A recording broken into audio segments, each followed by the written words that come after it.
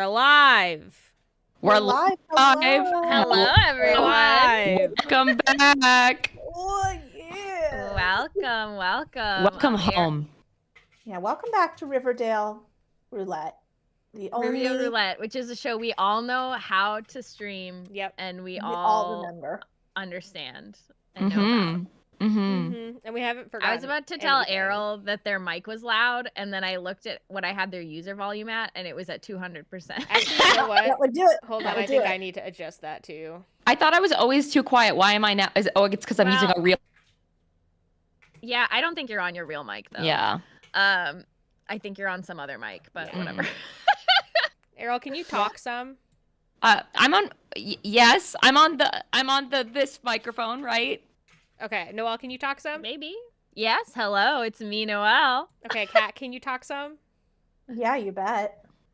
Really good job, you guys. Really send. Now I'm on my good microphone. I was not on the right microphone. Oh shit. Okay. I think we're okay, but chat. Errol, I think you should just double check yours. I did. Anyway. Why? Why? Because you're blowing out. Yeah, you're blowing out like crazy. Sorry, Errol. I'm sorry. Maybe I'm always too quiet, and now I'm too loud. Maybe I can turn down my input volume. Yeah, maybe you need to do Honestly, that. I wonder if that's the problem. Does that help? Yeah. That's probably what it was. Wait. Okay. Yeah. Sorry. Now we have to adjust. Yeah, now I have to adjust. Why? Well, we should have done this before, but I didn't think about it. Anyways, it's fine. Yeah, I had my new puppy on video, and that distracted all of us from. Yeah, we were just 24/7 puppy admirers, and then it was time to go live. And yeah, that's then it the was story of how we got here. Wait, exactly. Carol, can you speak some more? I'm speaking into the microphone. Okay, perfect. Thank you. Turn it back up to 200. Okay. Yeah, literally back up to 200. Chat again. You'll tell me if something's amiss. Yeah. Chat. You just can really just let us know. Chat, I know. We're so happy to see you, chat. We are. We might sound like we're exhausted, but that is for like unrelated reasons. Yeah. It's unrelated reasons because we've been crawling through the desert trying to get to Riverdale Roulette. We're finally here. Literally. People are asking to see puppy pictures. I'm trying to I'm gonna put some in the chat, Juniper, and I'll bring them up. You can display them. Should we just go to the board? Yeah. Yeah, we can just go to the board. Anyway, we're from the Legend Lark podcast. I'm Noelle, that's Kat, that's Juniper, and that's Errol. Yeah, that's Errol. Also, to preserve the sanctity of our thing, if you know anything about Riverdale, don't freaking say it. Just don't. Yeah, just please don't say it. Just please don't say it. Keep it inside you. Keep it inside. Yeah, if we ask a question, just don't answer it. There was a bit on one of the most recent My Brother and Me episodes where it was like, is this from Riverdale or is it Supernatural? And I was like, oh, maybe I'll be good at this. And I started listening to it and immediately got spoiled by something, which I've forgotten it. I immediately purged the information from my mind, and I was like, I can't listen to this segment. Oh yes, no, that happened to me too. I forgot about the Riverdale jump scare on the Bim Bam, and it was like, why now? Clearly, they're trying to hop onto our coattails and ride our success. I've been seeing more Riverdale stuff. I think we're in the zeitgeist. What is happening? Where? Oh, I see. We're mixed up. How did that happen? I literally fixed it already. Oh, I'm Kat. Not anymore. There we go. Not anymore. Short-lived. Interesting. A short-lived time. I didn't even have time to enjoy it. Being Kat. That was a good hair flip, and I wasn't even fully in frame for it. Sorry, Kat. I'm so sorry that Maybe try again. Let me do it again. All right. Yeah. Well, let's see if they flipped on the next screen where we can look at our board, where we concoct here. Interesting. Where this is the board where we, and by we I mean mostly Kat and really only Kat. Yeah. Arranges all of our information that we have about Riverdale, and sometimes things that we have from outside of Riverdale, of which I also have an update. Yeah, to share with the chat. Is it that new Mr. Fantasy music video dropped? Yes, I was gonna talk about that. I want to talk about that. So Mr. Fantasy, for those who don't know, is the actor who played Archie, but he refuses to break kayfabe. He is Mr. Fantasy. He will not ever admit that he is KJ Appa, the guy who played Archie, but he is now doing videos. He did one with Cheryl, and that was really good to see. We loved to see that. And he looks like one with Veronica over here, and that was also really good to see. His face in this is insane. It's really, really good. It's really good. So I've been seeing a lot of pictures of Reggie with random Riverdale people because Reggie's like blowing up. Yeah. Oh, shit. It's very good. It's very good. I'm really glad to see them all doing things that are not Riverdale. Yeah, I'm glad they're finally free of this curse. Did you watch the new music video? It just came out like a couple days ago. I haven't watched it yet. I need to. I wish we could play it on that the one. stream. Yeah. No, but we've already had several videos taken down because of I wish we could do it. But we cannot do it. It's literally not fair. We'll chat who was asking about my puppy. We'll save that for the end. Yeah, that's we're holding you guys hostage. Here's the teaser. Here's the teaser. Her name is Honey Butter. Honey Butter. It's very good. Right. And, my update about the Riverdale universe is that Betty is in the BTS video where they came back from not the BTS army, but the real army. They came back from the army after like 4 years, and they released their very first music video, worldwide anticipated, and immediately the first person on screen is not Jimin, it's not Jungkook, it's not any of the other ones. It's Betty. It's Betty from Riverdale.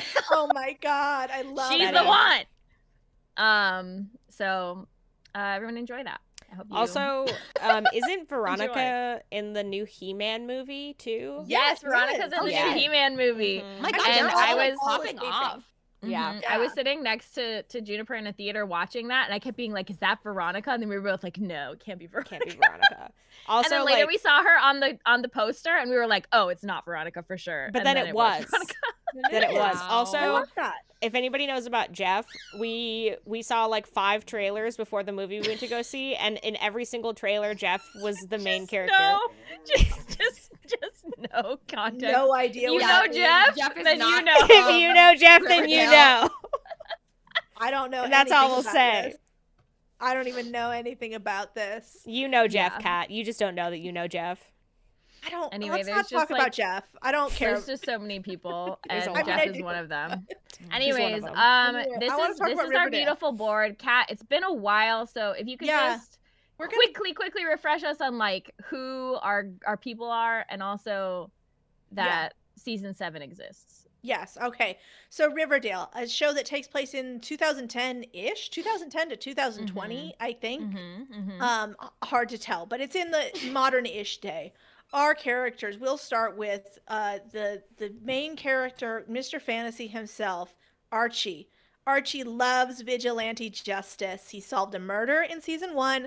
He starts a shirtless militia in season 2. He is a convicted murderer. He goes to juvie. He kills a guy in an illegal juvie boxing ring and is in exile in season 3. In season 4, he's running a youth center and construction business and also still in high school. And then after high school, he joins the army. And then there's just like whole... BTS. Just like BTS. That's why Benny got that job.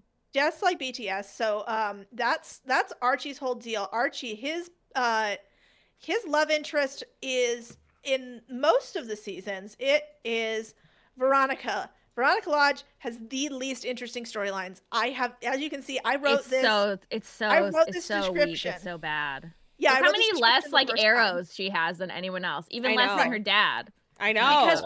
Because her only interesting storyline is her dad, Hiram Lodge. He distributes drugs and he runs prisons. So he gets them coming and going. He has been in and out of jail a bunch of times throughout the seasons. He's had or has a disease unspecified at some point. He's married to Hermione Lodge. That's Veronica's mom. She like does a lot of crimes, but she's kind of scared of Hiram's dad, but like she's also kind of into doing the crimes, but also she's like not into doing the crimes. Unclear, very unclear characterization all the time. She's also got like a sister that like comes in a couple times, and she owns a speakeasy. I fully forgot there was a sister. Yeah, she comes in barely in it. Barely in it.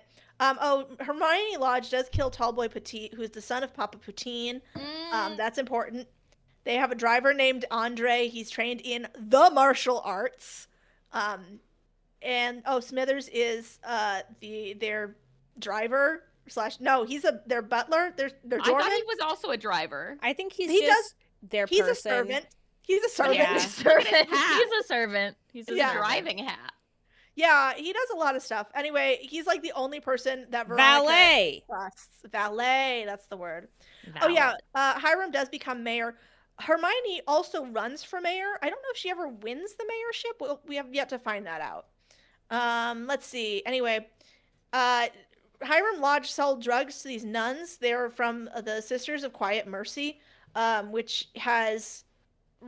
we'll talk about them a little bit more later. Anyway, they're satanic nuns. He sold drugs to them. The nuns went to jail. It's a whole thing. They drugged a bunch of kids. That's a different thing. We won't get into it. The main drug Daenerys said that's important. Cat lied. You don't know what's important coming up. Come on. Neither do we. Neither do you. Anyway, the rival gang is called the Ghoulies. Clifford Blossom. Yeah, we'll talk. We don't need to talk about Clifford Blossom. He's fine. We don't talk about him much. Anyway, that's Veronica. She's pretty boring. Veronica is best friends with Betty. Where's Betty? Are they best friends? Yeah, they're best friends. That's kind of their whole thing. Is they're besties. I feel like sometimes they are, and then sometimes they aren't. They're on again, off again besties. You know, the way high school girls are. That's probably the most believable thing about their relationship, actually. So anyway, Betty's a straight up freak. She explores her sexuality in a straight way. That hasn't been anything that we've talked about in a while, though. She has an alter ego named Dark Betty, and Dark Betty wears a dark wig. She has the serial killer genes, and her trigger word, because she was brainwashed, she has a trigger word that's tangerine, tangerine, tangerine, and that makes her do crimes. That's right. This guy, Betty's dark secret chick, we don't fucking know who Chick is. Chick shows up sometimes. Oh, I thought you were going to say that Chick was going to be in your episode, and I got so excited. Oh, no, he is in our episode. That's why I want to talk about it. Yeah, he is. Yes! We got Chick updates, but we oh my God, yes. Okay, yes. But it's still, there's so much mystery. Who Chick is, how he's related to Betty. He's living in her house in season 2. So we don't know who Chick is. Chick is a guy. I think he's the same guy as Baby Teeth, but nobody agrees with me. No, that's not Baby Teeth. I know Baby Teeth. That's not Baby Teeth, dude. That is not my Baby Teeth. Betty's parents. Betty's parents are Hal and Alice Cooper. They're reporters. They're reporters. Hal Cooper is a serial killer. He's the Black Hood. He does a bunch of serial killing in season 2. That's where Betty gets her serial killer genes from. He does attempt to murder Archie's dad. Archie's very traumatized by this. Archie's mom is a lawyer. There's also these people that he attempted murdered. I think there's like 2 Black Hoods. I think the other one is this janitor with a tragic backstory. He showed up in one episode. I think that too. That's also my theory. He was very, very important in that episode. Anyway, Alice does like so many insane things throughout the show, like even more so than her husband being a serial killer. Alice does so much insane stuff. She joins a cult. She's a wild card. Yeah, we won't talk too much about it. She joins a cult. She also has an affair with F.P. Jones, who is the father of Jughead Jones, who is Betty's boyfriend. Yes. For a long time, at least. For a long time. Like, for most of the show. They've broken up by, like, season 6. Yeah, they break up, they get back together, they break up, they get back together, they break up finally in season 6, anyway. F.P. Jones, played by Skeet Ulrich, best actor in the show. He went to prison. Best actor in the world. Best actor in the world. He went to prison defending, or like, because he killed, I don't know, he went to prison. Anyway, then later he gets a job at Pop's, the diner. And then later he becomes the sheriff. Mm-hmm. That's what happens. Oh, they take turns being the sheriff. That's true. There's sheriff, a lot of mayor, and in jail are the 3 things that adult men can be in Riverdale, and they all switch off. Mm-hmm. That's so true. That's so true. So Jughead Jones, a.k.a. Forsyth Pendleton Jones III, he's in a gang called the Serpents. He has a snake tattoo. He's a weirdo. His dad is like a big deal in the Serpents, so that's a big thing. He has a sister named Jellybean. FP and Alice have a secret love child. His name is White Charles. He's not important right now. There's also Tony Topaz. She's a serpent. She and Jughead are friends.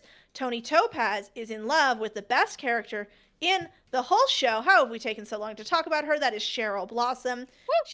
That's important. She's insane, and we love her. She's done women's rights and women's wrongs. Her brother was killed in season 1, and she's like had this weird dummy of him for a while. There's also this doll. We still don't know what's up with that. But that's the doll's her name is Julian. Yeah, and is also maybe her brother. Yeah, supposedly that's also her brother. I think she maybe has 2 doll brothers. Is what? Yeah, we've never seen. Yeah, we've never seen Julian alive ever at any point in the show. That's not true. Oh right, yeah, you're right. We have seen him. We haven't seen him in this universe. Yeah, we haven't seen him alive in this universe in this show. In season 6, things get wild. Anyway, her mom is Penelope Blossom.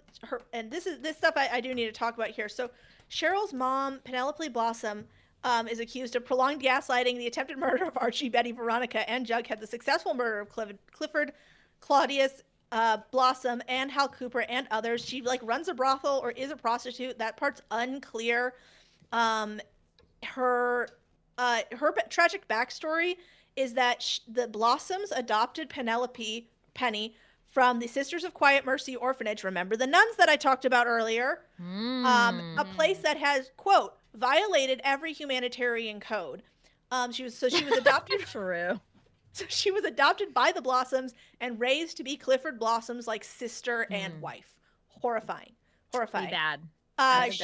This fucks her up in various ways. She gets imprisoned in a bunker, and then she has to wear this horrible mask while running Veronica and Cheryl's rum business. That's the best episode. That was a really good episode. That's the best part of Riverdale that I ever saw. The Blossoms are incredibly normal. Also, Cheryl has a grandmother who is really cool in some episodes, but then in later seasons she is satanic witch who imprisons another, or uses Cheryl's body to summon the spirit of a dead witch. Wild stuff.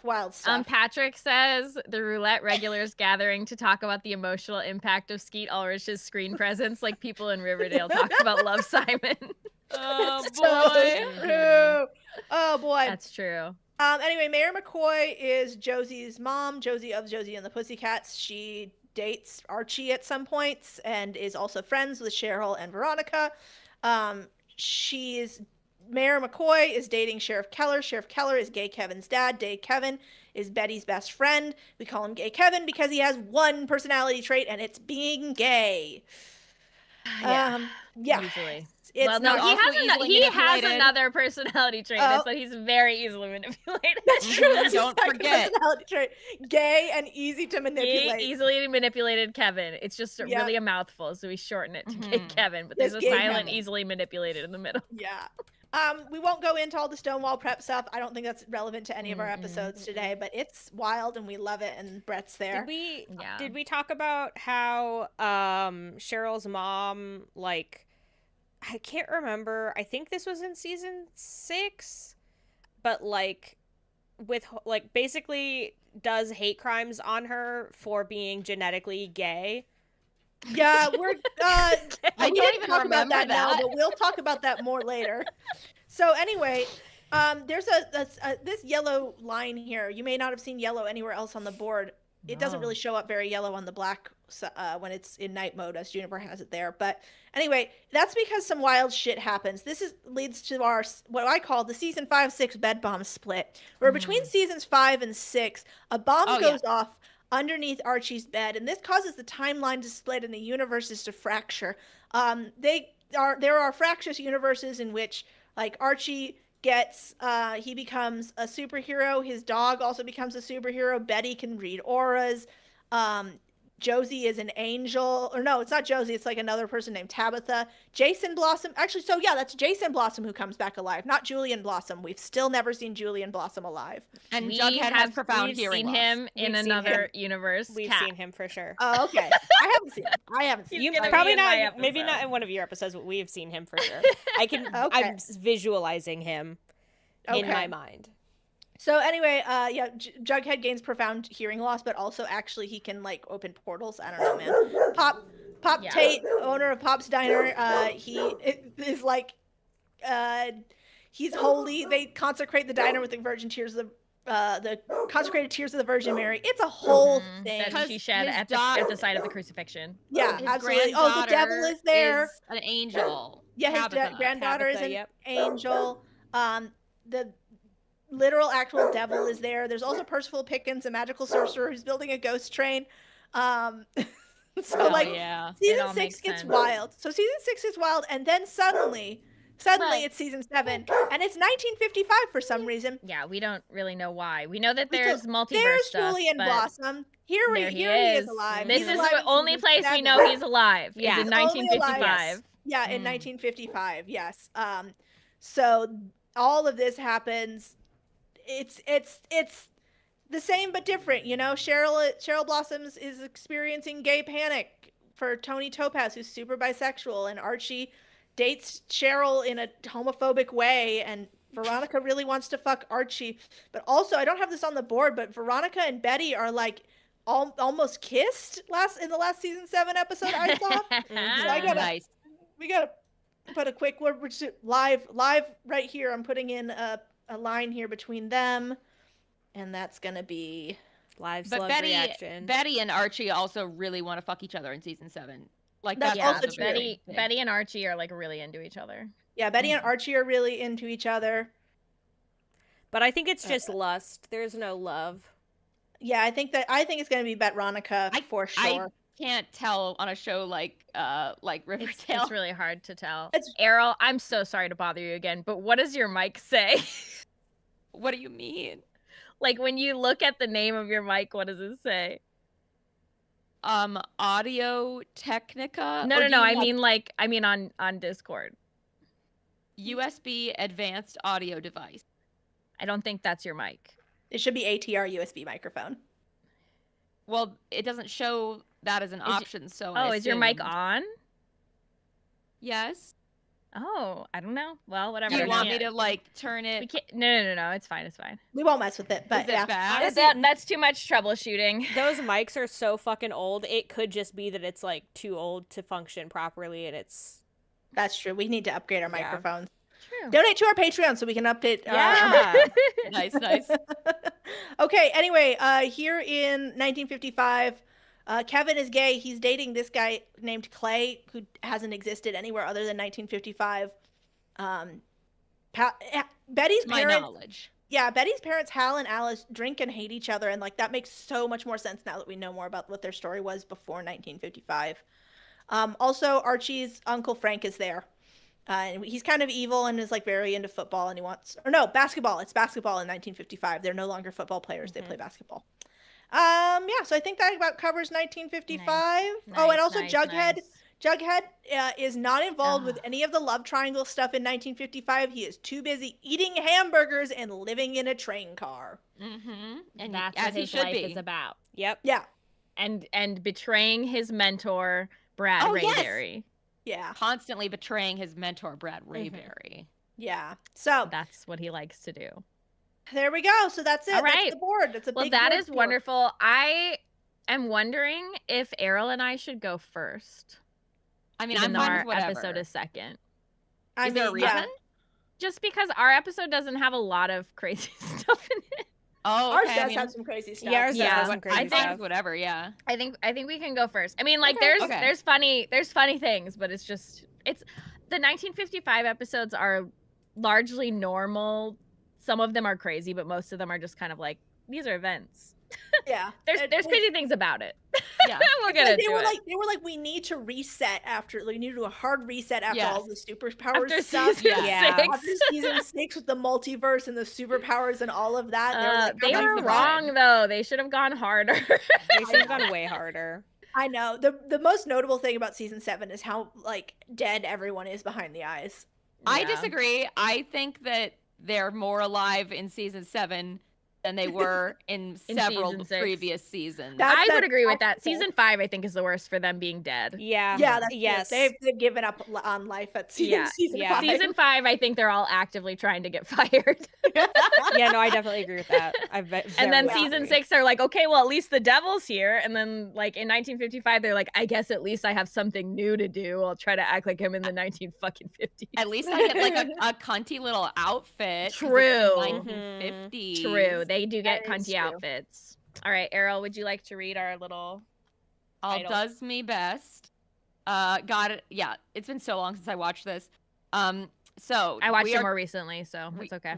We are team a hot bath and a warm, scrumptious meal. We had season 7, episode 7, Dirty Dancing. Fearing that Betty is going down the wrong path, Alice forces her to join the after-school dance show, American Grandstand. Kevin is forced by Tom to join the Riverdale High basketball team. Veronica finds herself cut off by her parents. Yeah. Okay. All right. So, next slide. This was already sort of covered in the summary, but so this is right after the episode, and I think we covered this episode at some point. We did. Betty and Archie, I think they do a striptease like for each other. Yeah. They do, yeah. But in this episode, nobody cares that Archie was undressing. They only care that Betty was undressing because it's the 1950s and she's 50s. A girl. Yeah. So it's considered that Betty did a striptease for Archie. And she got caught by her dad, and her dad told her mom, and her mom told everyone in town. Oh my she God. Sure did. She told like her one friend who like is a notorious gossip, I think, who then told her multiple of her friends. Okay, yeah. I mean, she's fucking insane. Like, to be clear, insane. Alice is insane. Alice is really showing her like Fox News lady vibes. Yes, yeah. Well, and also one thing we didn't talk about is in that last time it was in 1955 is like. Alice was like actively hated Betty for some reason. Yes, I don't really know why. That's in this also. Okay. She just really hates her daughter so much. Yeah, and we really don't quite know why, but she's really, really mean to Betty constantly. Yeah. I mean, she's written like a cartoon villain, so in this episode at least, so yeah. But anyway, as her punishment, as previously stated, as the classic 1955 punishment, next slide. That teenagers hate. She has to be on TV. I hate it when they make me go on the television. I hate it when my parents, who both host an American Grandstand style TV show, make me be on TV to keep me out of trouble. So yeah, that's annoying. The other thing is that, like, her serial killer dad like hosts the show along with her mom in this universe. Yeah. But, like that's like fun. I guess maybe he's not a serial killer in this universe, but we don't really know. Yeah, we'll see. Anyway, let's check in with where everyone else is. Gay Kevin's dad suspects him of being gay. And he's like really fucking weird about it. And he's doing this like old man 1950s act where he's like, well, I just don't like this at all. And it's like so strange. Okay. And he seems like Gay Kevin's grandpa, but he's Gay Kevin's dad as ever. Right. I was actually just thinking, I was like, man, Sheriff Keller of everybody in this show is the only one who really looks like he's like aged in the time. Yeah, so he must have just like looked him. I think like my theory was that he looked really young for his age when he got on the show, and then you just like hit times in your life where you suddenly will look quite a bit older. It's like anyway, you go on Riverdale and it ages you. Beyond he looks like he looks like he's like a lot skinnier here than he was. That's true. Maybe that's why. Maybe it's because he lost weight. I also have a theory that like whenever they need characters or like actors to look older on TV nowadays, they just like stop putting filters on them and like. I mean, they wouldn't want him to look older, but that is true. But that's what I feel like if they're trying to convey age. I suppose you're right. They wouldn't want him to look older, but he definitely does. But anyway, so because he suspects Kevin of being gay, he makes him join the basketball team. So classic. We'll check in with him again later. Okay. Gay Kevin thinks his son is gay, and Archie's uncle is so proud that Archie's straight. He's literally like, it's not a big deal that you were stripping with Betty. I'm just glad that you like girls. Basically, I just wish I could have seen your teenage friend stripping. Right? Is like literally that's his vibe. Because he literally Uncle says Frank. that Betty, she's a voluptuous, ripe peach of a girl. It's like the most disgusting thing ever. That's really literally gross. horrible. Uncle Frank. I'm making the Mr. Yuck poison face. That's how I feel. Convicted. It's a really nasty. You guys, I had an Uncle Frank.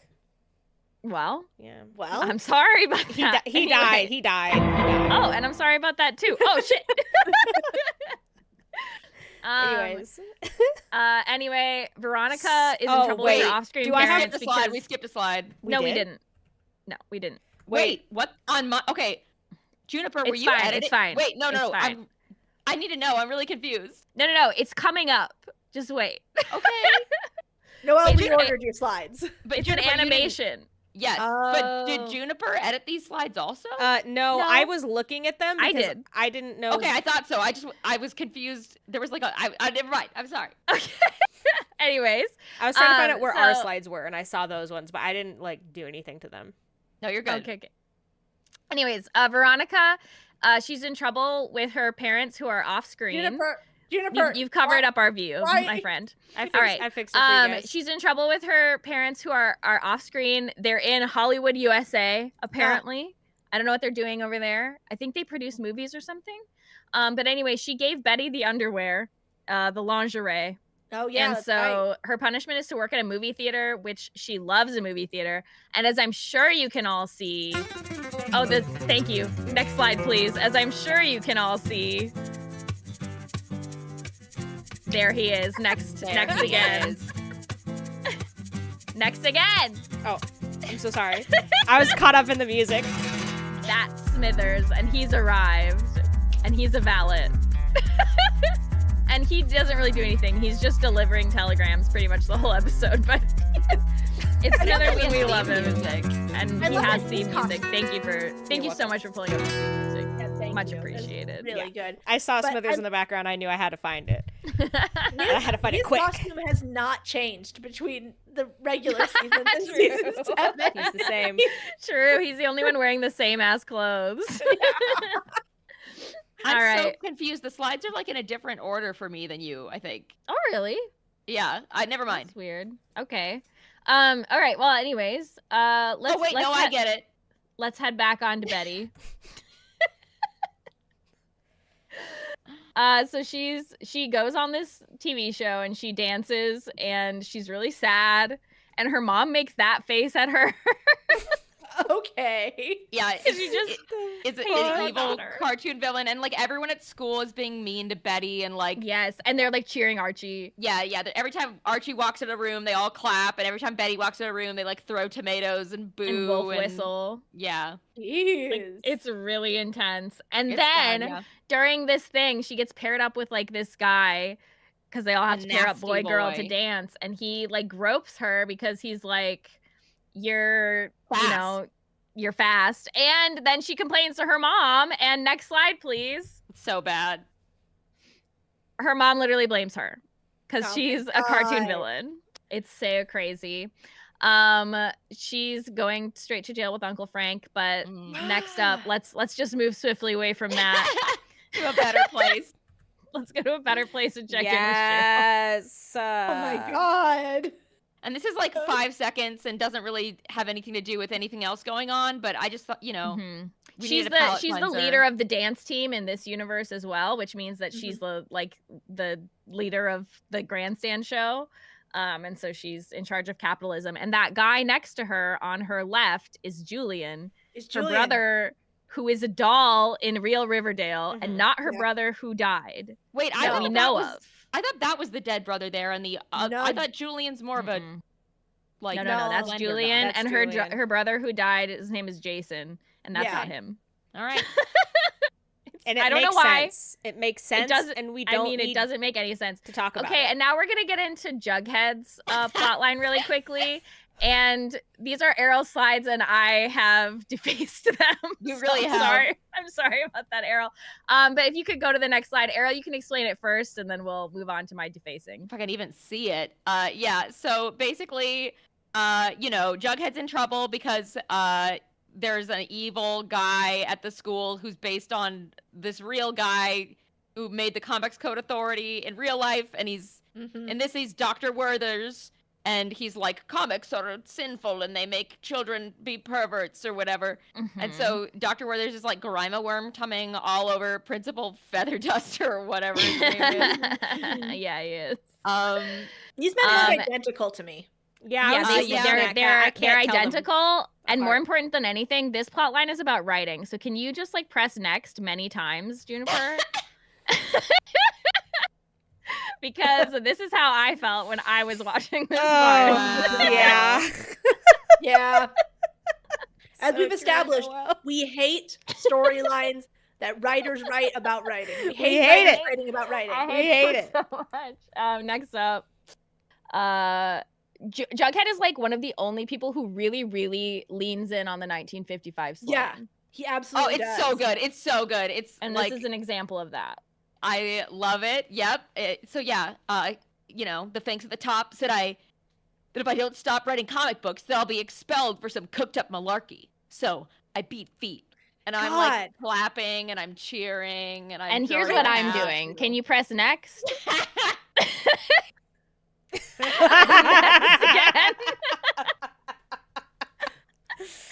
Next again, please. Anyways, so he meets up with his mentor, whatever his fucking name is, Brad Rayberry. It's right there. Brad Rayberry, who wrote How could you forget 451 Fahrenheit. Who he does steal from. Is this before or after? This is after he's begging for forgiveness. Yes, he's begging for forgiveness. He's like, I just am so gosh darn sorry, Mr. Rayberry. And he's like, literally, Brad Rayberry is like, well, I might have overreacted. Did you? You did not. That child plagiarized your professional writing. I mean, to be fair, he didn't actually plagiarize it. He just stole it and read it and then gave it back. Okay, well, he was being crazy. But it was crazy. But anyways, he was like, I overreacted and like, let's be friends again. He did throw like a glass and stuff. It was intense. Okay, he did overreact. Then I didn't watch that episode. I forgot he threw I forgot he threw grass. I forgot he threw so much grass. That was ass. All the grass. Anyway, so he's like, look, like when in a few years ago, all my friends were like blacklisted in their industries because of McCarthyism. And so they all had to write under pseudonyms, and that's what you're gonna do. And he gives them lots of writerly advice. And I cast a spell over the show. Can you show the picture of me that I inserted? There I am. And show the spell that I cast, please. Writing bloodlines, be gone. You cannot have it. You're not safe. You'll never be safe. I'm literally not safe when I'm watching Riverdale, and that's for fucking sure. Anyway, so that's Jughead. And now we need to check in on Veronica. Oh boy. I can only assume that she's beefing with her dad. Well, yes, but he's not on screen. Yeah. Her parents have sent her to work at the movie theater. Yeah, like some kind of underclass. But she like is excited about it. Like at no point is she like, gosh, dang, like I'm so sad. She's like, I love the theater and I'm excited to do this. But next slide, the theater is failing. Yeah, you're right. Fuck. I can only imagine that it's because of the extravagant bespoke movie theater costumes that he has made so good for Veronica and Clay, who is Gay Kevin's gay boyfriend. Oh, nice. Okay. He also works here, and he wants to be a movie director, and she wants to be a movie producer. And they're like, maybe someday we'll work together. And then they're like, it's a pipe dream. And then they cook up a scheme because they find out they're like, this theater's gonna close. This is not okay. And also Veronica's like parents it's because they've like bought it, right? I don't think they did that yet, but they're going sorry. to. No, it's fine. So her idea is to make the best commercial for this movie theater that's ever been made, and she did exactly what we would have done. Next slide. Literally, so good. We're like this. We're like this. We're like this with Veronica. She's literally like, crying feels good in a place like this. Like she's like, welcome to the theater heartbreak. Like they're magical, she's giving everything. Special places where it even feels good to cry. Yeah, that heartbreak. is insane. So good. So insane. Wow. Yeah. And it's just one of a million ways that we are tied with Riverdale. Inextricably linked. That's crazy. Yes. And yes, then her parents are like, we actually off screen bought the theater and we're going to turn it into a parking lot. And Veronica is immediately like, no, I'm gonna buy the theater. I don't know with what money. By selling a priceless painting that I grabbed off the wall of my parents' house, I guess. That's right. She just like sells, and then she buys it, and it has the same name as her speakeasy. And she's like, I'm gonna run this theater from now on. And that's the end of Veronica's storyline. It's time to check in with Gay Kevin and Archie, who are having the same plot in this one. So basically everyone's doing homophobia to Gay Kevin. And Archie's in this really weird position where it really feels like they're trying to drop hints that he's bisexual. But like just textually. So like or subtextually, like it's very like Archie witnessing, because I don't necessarily think that this is their intention. It just comes across that way. I think their intention was, we're going to show Archie having an arc about Gay Kevin, like having people be homophobic to him. But like what they do is they're like, there's all these scenes of people being homophobic to Gay Kevin, or Gay Kevin being homophobic to himself, and Archie being like, God, that makes me so sad. Gay Kevin, like, I like girls, but these are all the things that I have in common. I have everything else in common with you.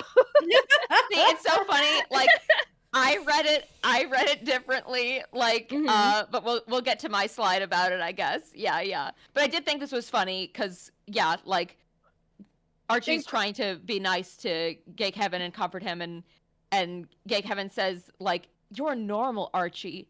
You're normal. Which I feel like no one should ever say to Archie. No, that's true. Objectively false guy. About Archie. Objectively false. Yeah. Well, yeah. But I mean, this is 1955, so the most normal thing you can do is become a vigilante. True. That's actually very true. The only thing that's really a crime that a man can do is be gay. So yeah. These are true. Anyways, so one of the ways that people are homophobic to Gay Kevin is that, next slide, please. Julian is like, you need to go see this woman who I lost my virginity to. This woman. Adult woman. This woman. And Gay Kevin's like, yeah, I will do it. And then that's happening. Her name is Twyla Twist. Yeah, her name is Twyla Twist. Yeah, she's in the other timeline. She's in the other timeline too. She's in the season 5 or no 5-6. She's in 5. She's in season 6. She takes over the Ghoulies, and Archie, with his superpowers, goes and beats them up. Yeah.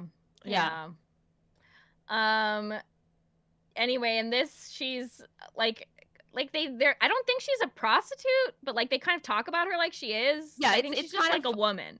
Well, I mean, I have some thoughts on my slide about it. But anyways, next up, Betty's like, "Oh my God, you sent Gay Kevin to have sex with a woman, you idiot!" And Archie's like, "I shouldn't have said anything. Oh dang!" And she's like, "You have to stop this." Basically, like you have to rescue him. Yeah. And like Archie's just like so like his whole vibe this episode, rather than being bi, which is great. But my vibe was more that like Archie just like can't figure it out.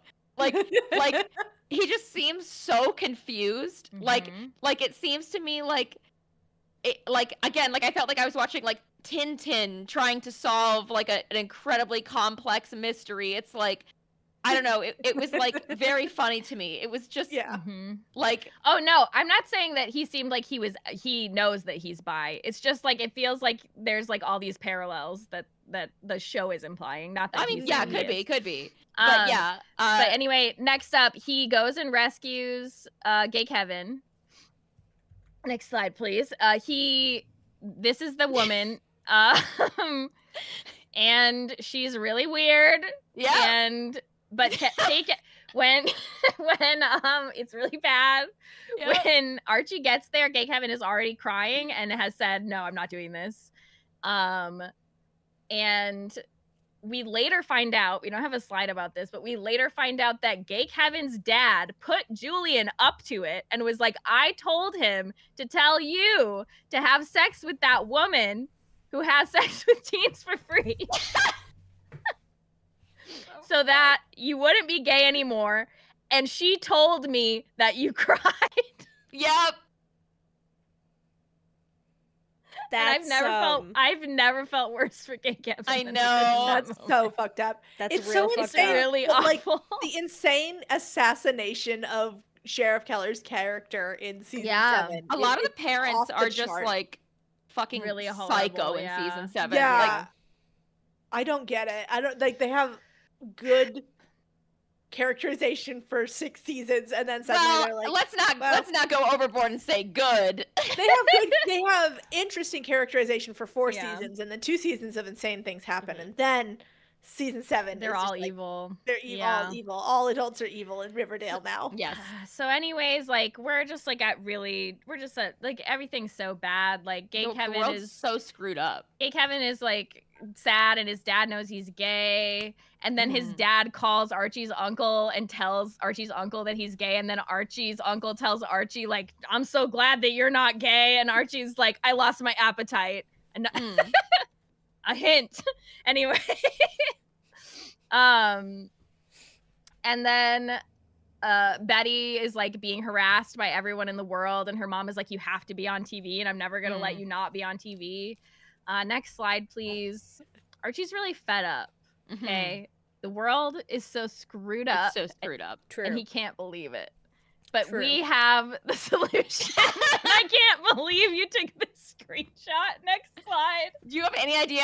Like, listen, like, I had to take a screenshot because it goes on for a while. It goes on for so long. Yeah. So what happens is Betty goes on the show that she's being forced to be on, and she's like, you idiots want to see a twirl? I'll show you a twirl. And then she like twirls a lot fast. And she purposely shows her underwear. Yes. It causes for a her, long like, time, breath. and everyone's like, oh my God. Yes. Everyone's like, whoa. And their little brains are exploding. And look, like, it was awful because like, I knew I had to take a screenshot of it because like, again, it was clearly like a central moment, but I had to make several attempts to get the screenshot like timing right, and I felt bad. Yeah, Errol, you are gonna go to hell for this. Like, I know. You're literally going to hell for this. You are going to hell. I'm going to hell so that I could have journalistic integrity and report about Riverdale to these people. Many such cases. You're going to hell for trying to take a screenshot of very high coverage underwear on a adult woman pretending to be a teenager. Yeah. Anyways, that happens, and then her mom is finally like, "You're not allowed to be on TV anymore," and Betty's like, "You've fallen into my trap." All according to Keikaku. But she does get in trouble with the principal at the end, and we don't really see what happens with that. But let's check back in with Archie. He is becoming best friends with Clay and Kevin, and he sits down and he's literally like, "Hey guys, youth pastor." He's like, "Hey guys, like, I just want to sit down with you guys, and I want to talk about the theater. I want to talk about show tunes. I want to talk about RuPaul's Drag Race." Okay, he doesn't say, but he's just like, I want to talk about movies and actors and musicals. He's literally like, I want to talk about gay topics, and they're like, "We would love to talk about that with you, Archie." And he's like, "Yeah." And then they all sit down and talk together, and everything's fine. Next slide? Question mark? Everything's gonna be okay. Next slide. But then, it's Brad Rayberry, and knock knock. There's someone at the door. And he answers it, and he looks horrified. And who could it be? It's the milkman! Next slide, please. The worst words anyone can say. Apologies for the late delivery. Does anyone know what this means? Yeah, I do. The milkman that killed Ethel Muggs' parents is. Oh, is he gonna kill Brad Rayberry? From the first episode of Riverdale that Kat and I ever watched. It just ended with a milkman arriving, and then it ended. Yeah, and it was like very ominous. Yeah, well, so like should be. What happened? Because I remember what happened in one of the episodes that we watched is Yeah. that they were like, "We've caught the killer, the milkman killer." Oh, the milk? I don't even remember there being a fucking milkman killer. Yeah, well, because it all happened off screen for us. We haven't seen it actually happen. But they were like, "Wow, it's crazy that some random drifter was killing." And Ethel Muggs was like, "But it wasn't a random drifter." And they're like, "We found a random drifter, and we've pinned all these crimes on him, and now the crimes are done." And so now it seems that perhaps the milkman killer is still out there. Yeah. Well, he's sorry for the late delivery, and that's the end of the episode. Dun dun. So that was our episode. Wow. Wow. Crazy. All right. Yeah. That's nuts. All right. Brad Rayberry, I feel like he would have lived if he just hadn't agreed to be Jughead's mentor. Literally, Yeah, I feel like so many things could have happened if he just didn't talk to Jughead anymore. I feel that way too. You know what? You live and you learn, or sometimes you die and you get killed by a milkman. Sometimes that happens too. Yeah, that's what happens. I've been dying, so Kat made all of this, and I've barely even looked at it, but I have a lot of thoughts. And Kat, if you want me to go through it as my penance, I can do that. Otherwise, I know you have. I think let's just get the slide started. Let's get the slide started, and we'll just go for it. Yeah, the DM disease. I do love to talk. Yeah. I love this. Anyway, we're Team Juniper. I wasn't there to pick the team names last time, and I'm not checking what they were. So I wouldn't have remembered anyways. Oh, Kat, you're so wise for that, because last time we made the team name that you were gonna be on an evil prank on you. We did. No, it was like we didn't do it. You did it, Noelle. I told you not to do it, and you wouldn't listen. What I can't remember what it was, but it was like poopy farty or something. It literally was like poopy farty or something. I forgot about that. I simply didn't see it. You evaded my prank expertly. It's crazy. Dodging like crazy. Anyway, Riverdale High's student council election heats up. Archie steps up to help after learning of Hiram's mobster associates that have come to Riverdale to stir up trouble, and an unexpected guest shows up at the Cooper residence. So that's supposedly what happens in this episode. Let's get started, Juniper. Not what happened. So we start out. We're finally at the Sisters of Quiet Mercy Home for Troubled Youth, which, Juniper, yes. Let's just remind ourselves who these people are. They are, as we talked about on the board. Yeah, crazy Satanists. Somehow might be involved in the Griffins and Gargoyles situation too, from ye yonder age. Yes, we don't quite understand their connection to it, but they definitely were, because of the ritual suicide with the blue lips. We know that's a Griffins and Gargoyles thing. Yep. All right, so next slide. Cheryl Blossom she has been imprisoned in the Sisters of Quiet Mercy, which, let's just remind ourselves, Juniper, please click. Espresso said the Fun Dip Divas. Yeah.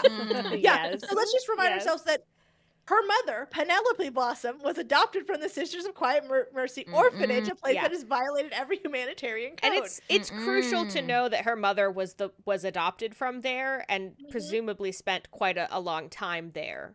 Yeah, up until she was this old. Yeah, up until she was this old. Yeah, and so she has sent Cheryl there. Yeah. I think it's also important to remind everyone that this is season 2, and Riverdale took things more seriously. Yes. Yeah. In an almost bizarre way. Yes. Bizarre on Riverdale? Season 2 was a good mix of them taking everything dead serious, but strange things are starting to happen.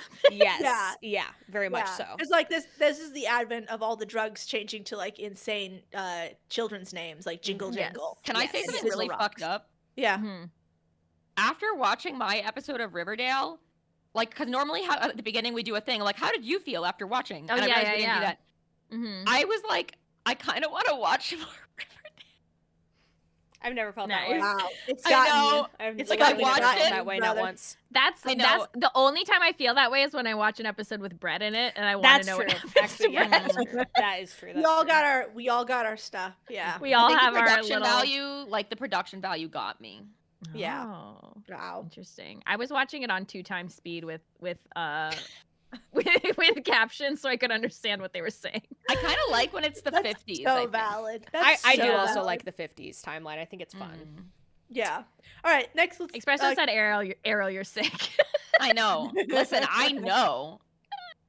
Anyway, sorry. All right. So they talk about how Cheryl, her only time of respite here in the Sisters of Quiet Mercy Orphanage is during movie nights, where she sits there and cries while watching an anti-gay film starring gay Kevin. Yes.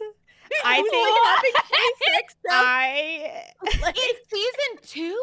I suspect this is a very season 5, 6 that type of vibe. I suspect that this was a situation where they were like, we're gonna put a film on here that they're showing, and we'll just reuse actors from the show, and like let's just use. What it was, Juniper, is that they say that like Cheryl went to the movie night and thought about her friends, and then so like this is she inserted gay Kevin. Oh, so she's imagining it. Yeah. So she's like imagining this gay Kevin in this anti-gay.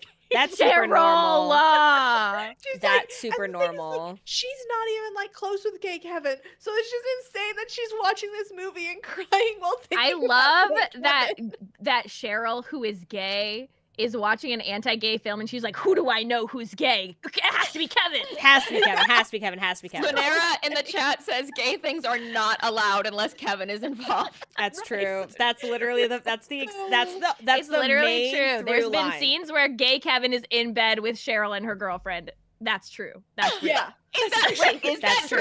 Yes. Yeah, that is true. Yes. That is what true. the fuck, Riverdale?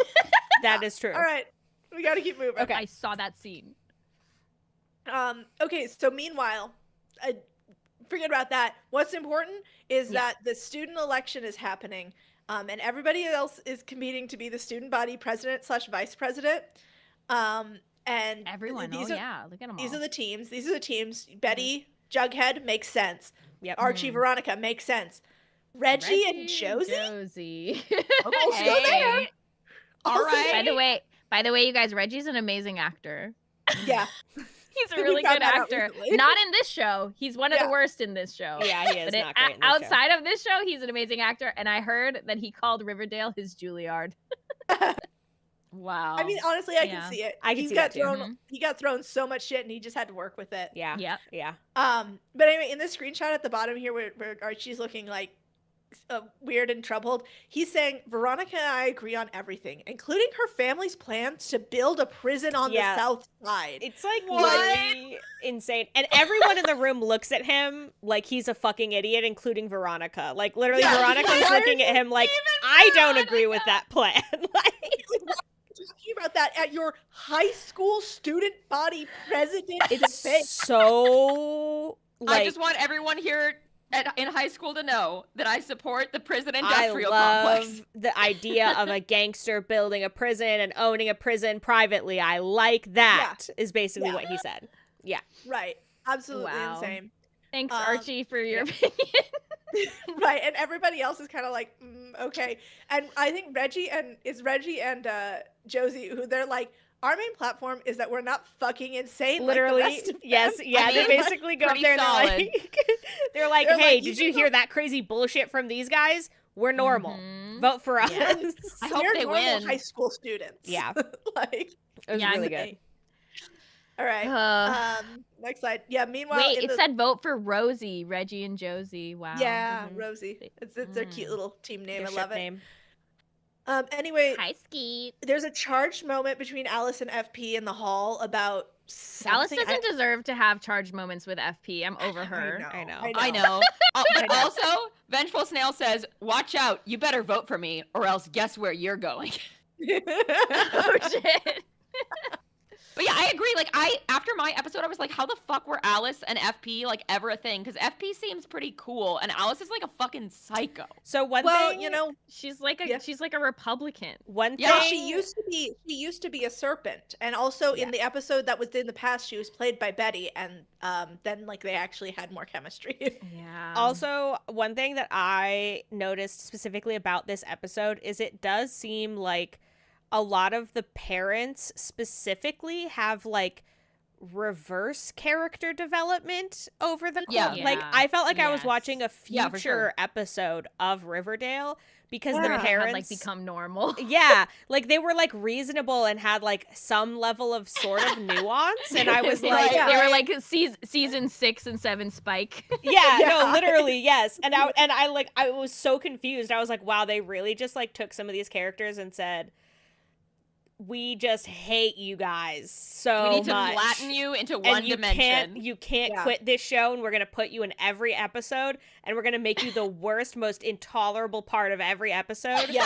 Because we fucking hate you. I'm I'm not talking about Alice right now. I'm talking about another the person. actor. You're right. You're Yeah. right. Yeah. No, yeah, Yeah. but there's another actor who even more so than Alice, they did that too. Yeah. You're and correct. We'll get to it. Anyway, next slide. Meanwhile, with Archie and Veronica, they go home from the student debate, and waiting at the lodge home are these really normal businessmen. Oh yeah. And Archie is also there. Yeah. He's just like at the lodge house. Yeah. He's just there. That's right, because he's like in cahoots with Hiram. Yes, he Right, is. Right? He, like, Isn't that during season 2? Yeah. Yeah, in season 2, he like really respects Hiram, who is, by the way, Yeah. trying to go legit. And how is he trying to go legit? By building a prison. By building a prison. That's how he's gonna go legit. Yeah. Like He's building a getting out of prison crime. and But, like manipulating his daughter's boyfriend into Mm-hmm. like being a surveillance dog for Yeah. him. Yeah, And, like- absolutely, 100%. He's like, we'll get into it more. We'll get Too into it. legit. Yeah. Too legit to quit. I'm just like, why do you need Archie to do that? Right. I know. It's like, how about the teenage son or the teenage my daughter's teenage boyfriend? Like that's his. Anyway, I don't know. It's the best not to It's describe Archie. logic. It's Archie. Yeah.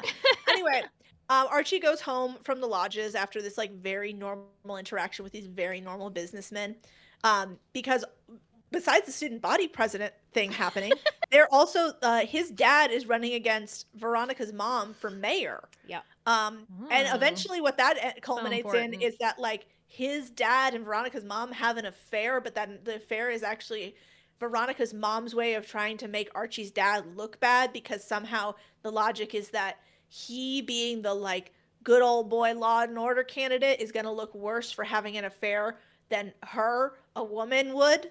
Yeah. Well, you know, if there's one thing I know about small town America, it's Yeah. that the standards for women, I mean, they can just do whatever they want, basically. Yeah. But men, they get really policed. They really Yeah. are held to a high standard. Yeah. Yeah, they're really held accountable for this kind of Yeah. thing. True. That's so Anyway, his dad really wants him to go stand up on stage next to him when he makes his mayoral like candidacy announcement, and Archie's like, yeah, sure, whatever. But like they're acting like this is like the biggest ask they could make of him is to go stand on a stage with his dad. Mhm. Fucking weird. Very Fucking weird. Anyway. Huh. And there's Molly Ringwald. And I love Anyway, that hey. he said, I don't care about this, give me back Cheryl. Yeah, that's also how I felt Well, about we it. didn't get Cheryl, but you know who we did get? It's Chick. It's Chick. Oh, shit. This is his introduction too in the episode, and it was so like haunted because he was Yeah. just like sitting in the living room, like In staring the dark living room. the dark Yeah. living room, staring at this news, and then like Alice comes in and he's like, "Hey, mom." And like the number of bombshells that were dropped on me in that moment, like I literally like went So wait, he said that to Alice? To who? Alice to How many Betty's secret mom. white children does Alice have? 1,000. Yeah, 1,000. Yeah, so it's we Yeah. still deeply unclear who Chick is, because Betty does not treat him as a brother at all. Like No. she She throughout hates this, his she's like, I guts. fucking hate Yeah, Chick. she likes White Charles. Right. Yeah. So like I don't know who Chick is. I don't know who I bet I his don't name even is know- also Charles. Oh my god. My Chick guess just sounds like a nickname for Charles. Yeah, I mean, it doesn't sound like a full name, certainly. Well, they only No. call him Chick, and my guess is that he's like yet another love affair child of Alice's. That's like my that's the only Probably. thing I Yeah. said. Here's my theory. I have a counter theory. I think that he's Hal's illegitimate son. And then he's like- maybe. Right. And like that like now he's like trying to insert himself into the family, and I don't know. Uh-huh. We still don't know. There are yet mysteries to unravel here. But like his general vibe is like pathetic. It's fucking weird. Weird and pathetic. Very weird. Okay. So anyway, he's like, hey, they found this car in the swamp. Yeah. Which then we cut to the diner. Chick's not there. Yeah, he's not there. Betty. It's Betty and Jughead and FP and Alice, and they all sit down at the diner, and Betty and Jughead are like, damn, we should have driven that car further out of town. And then FP says, shouldn't Chick be here, considering he's the one that brained the guy? Chick murdered a man. Yeah, Chick murdered somebody. What? Yeah. Chick murdered a man, and Betty and Jughead went and hid the evidence in the swamp. Yeah. Why did they do it? Who did uwu? Who put the uwu? That was Errol. Errol, I knew it was I don't know who could have done something. You little naughty. So yeah, it's a classic Jones Cooper murder cover-up. This is like not the first or last They time love to this cover up cover a up murder. Yeah, love to cover up murders. I think this cover-up has been referenced before, and I think that I thought it was all one cover-up, but there's been multiple. I think more than we even know. Yeah, they cover up They covered it up so good that we don't know. We didn't even know they covered up that many murders that they covered up. Right. So anyway, FP gives some really good advice here. He says, look, if anybody comes around asking questions, we don't know anything. Just act normal. Just be super normal, guys. Don't do anything out of the ordinary. I'm sure they're all going to be good at that. Yeah, they're always good at that. Yeah, just be normal. Don't draw attention to yourselves. So yeah. Anyway. Easy. Anyway, meanwhile, I should have put these in a better order, but you know what? It's all happening. Kat, you did an amazing job. Thank you. Anyway, so back to the whole situation with the student body president. Sweet Pea is like big mad. Pea. Yeah, Sweet Pea, who is a serpent, by the way. Sweet Pea. Yeah, he's big mad that Jughead is running for president with Betty. Thank you. Not because he actually gives a shit about Betty at all, because like Betty's actually done a bunch of stuff to help the serpents. He's mad because Betty's mom is an enemy of the serpent state. Yeah. Sure. Honestly, Betty's mom is an enemy of my state. Yeah. Literally. Yeah. Betty's But I guess, mom like, is my enemy as well. Because she used to be a serpent when she was younger, and then she went away and like became a journalist, and now she's been attacking the serpents on TV. So they're like, she's a turncoat. On Fox News. On Fox Yeah. News. On Fox News. Right, and so they're like, she's a turncoat, and therefore, Jughead, we won't vote for you in the student election. All right. I mean, honestly, like I can't blame them for not wanting to vote for Jughead. This part was so weird to me because it seemed like the main reason that Jughead was running was because the serpents wanted a representative. So Yeah. That's like, hilarious. So then they were just like, joke's on you, Jughead. We don't want a representative actually at all. Yeah. Like that was like, it was so weird. I was like, that is quintessential Riverdale writing. That is. though. No, it is. It is. It really absolutely is. is. But it was so bizarre. Also, Betty is like, what do you guys need me to do to prove that I am like cool with the serpents? Do I need to get a serpent tattoo? And they're like, we don't care. We don't care if you get a tattoo. Yeah, and then Like, she's so what you're saying is I immediately- do need to get a tattoo, and I'm gonna go do it right now. That is literally You yes. guys are crazy for making me get this tattoo. She Why are is you guys exactly like forcing me to that. get this tattoo? Yeah. All right. So next, got meanwhile, Archie is securing the votes of the Bulldogs by arm wrestling Reggie. Yeah. Yeah, Okay. naturally. Yeah, that's it. That's all. There's nothing more Cool. to say here. I love you, the faces of these Reggie. guys back here though. They like can't believe the muscle bulge. They're like, Yeah. they're loving it. They're They really loving it. adore it. Also, like I think look Reggie at does look something at shitty too. the smile. Yeah, they're loving it. They're They're like, in their "We natural love- environment. They're really having we a good love being time. buff football dudes who do Those arm guys, wrestles." those guys in the back are being like, "You're normal, Archie." Literally, You're yes. literally so normal. Oh my god, we just love it when normal Archie's guys. normal. Super Yeah. normal. It makes Okay. perfect sense. Anyway, now we're back to what's actually interesting. Yeah. Oh yeah. Tony, Oh, I Tony miss has- Tony. yeah, she's gone to Veronica and Josie and is like, hey, Cheryl is missing. Her mom said that they sent her off to an all-girls boarding school in Switzerland. But Veronica then goes, oh, there's only one all-girls boarding school in Switzerland, and I know it, and she's not there. Like, that part pissed me off, but also I feel it was one of the best character moments for Veronica that she's had like in seasons. It was amazing. I was like, fuck you, Veronica, but also like, wow, they actually wrote you for one time. Yeah, like, you got to like do something. Yeah, it was great. It was great. So yeah, so Tony is like, we gotta find Cheryl. We have to go interview her mom. We gotta go talk to her mom. Correct. So they're gonna go do that anyway. Oh my god, Cheryl. Yeah. Meanwhile, Cheryl's still there. Why they do this to Cheryl? But they let her keep her mascara and her eyeliner and her iconic red lip. Yeah. Oh, it's not her iconic red lip? No, it's just a different. It's a muted lip. They said a little lighter, yeah. Yeah, they said it's a more natural lip. They said we're taking your red lip and we're replacing it with this mauve lip. Literally, like that is the source of your powers are being taken. They said the red lip is the devil's lip.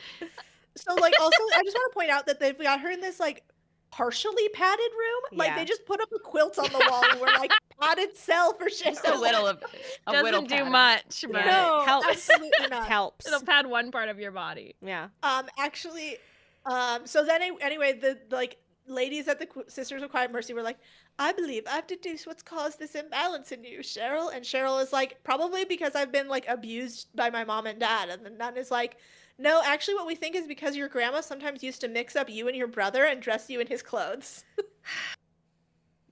That'll do it. Yeah. It's definitely not because she's genetically gay, which she is. Yeah, as we all know, it's passed down in the bloodline. Because of that part where her mom, it is. Like, she's historically gay. She's like, she's intergenerationally. She's generationally, genetically gay. Yeah, she's ancestrally gay. She's ancestrally gay. Well, look at this lady. So this is her punishment is that she will undergo physical therapy until Who's this you're ready to listen. Yeah. Wouldn't you like to know? Click. Just to remind ourselves that Penelope Blossom put her daughter into the Sisters of Quiet Mercy, where she was raised in their orphanage, that is a place that has violated every humanitarian code. I mean, in a strange way, it kind of makes sense in like a sick cycle of abuse kind of way. Like she's recreating the same situation, but this time she's in charge of it. Yeah.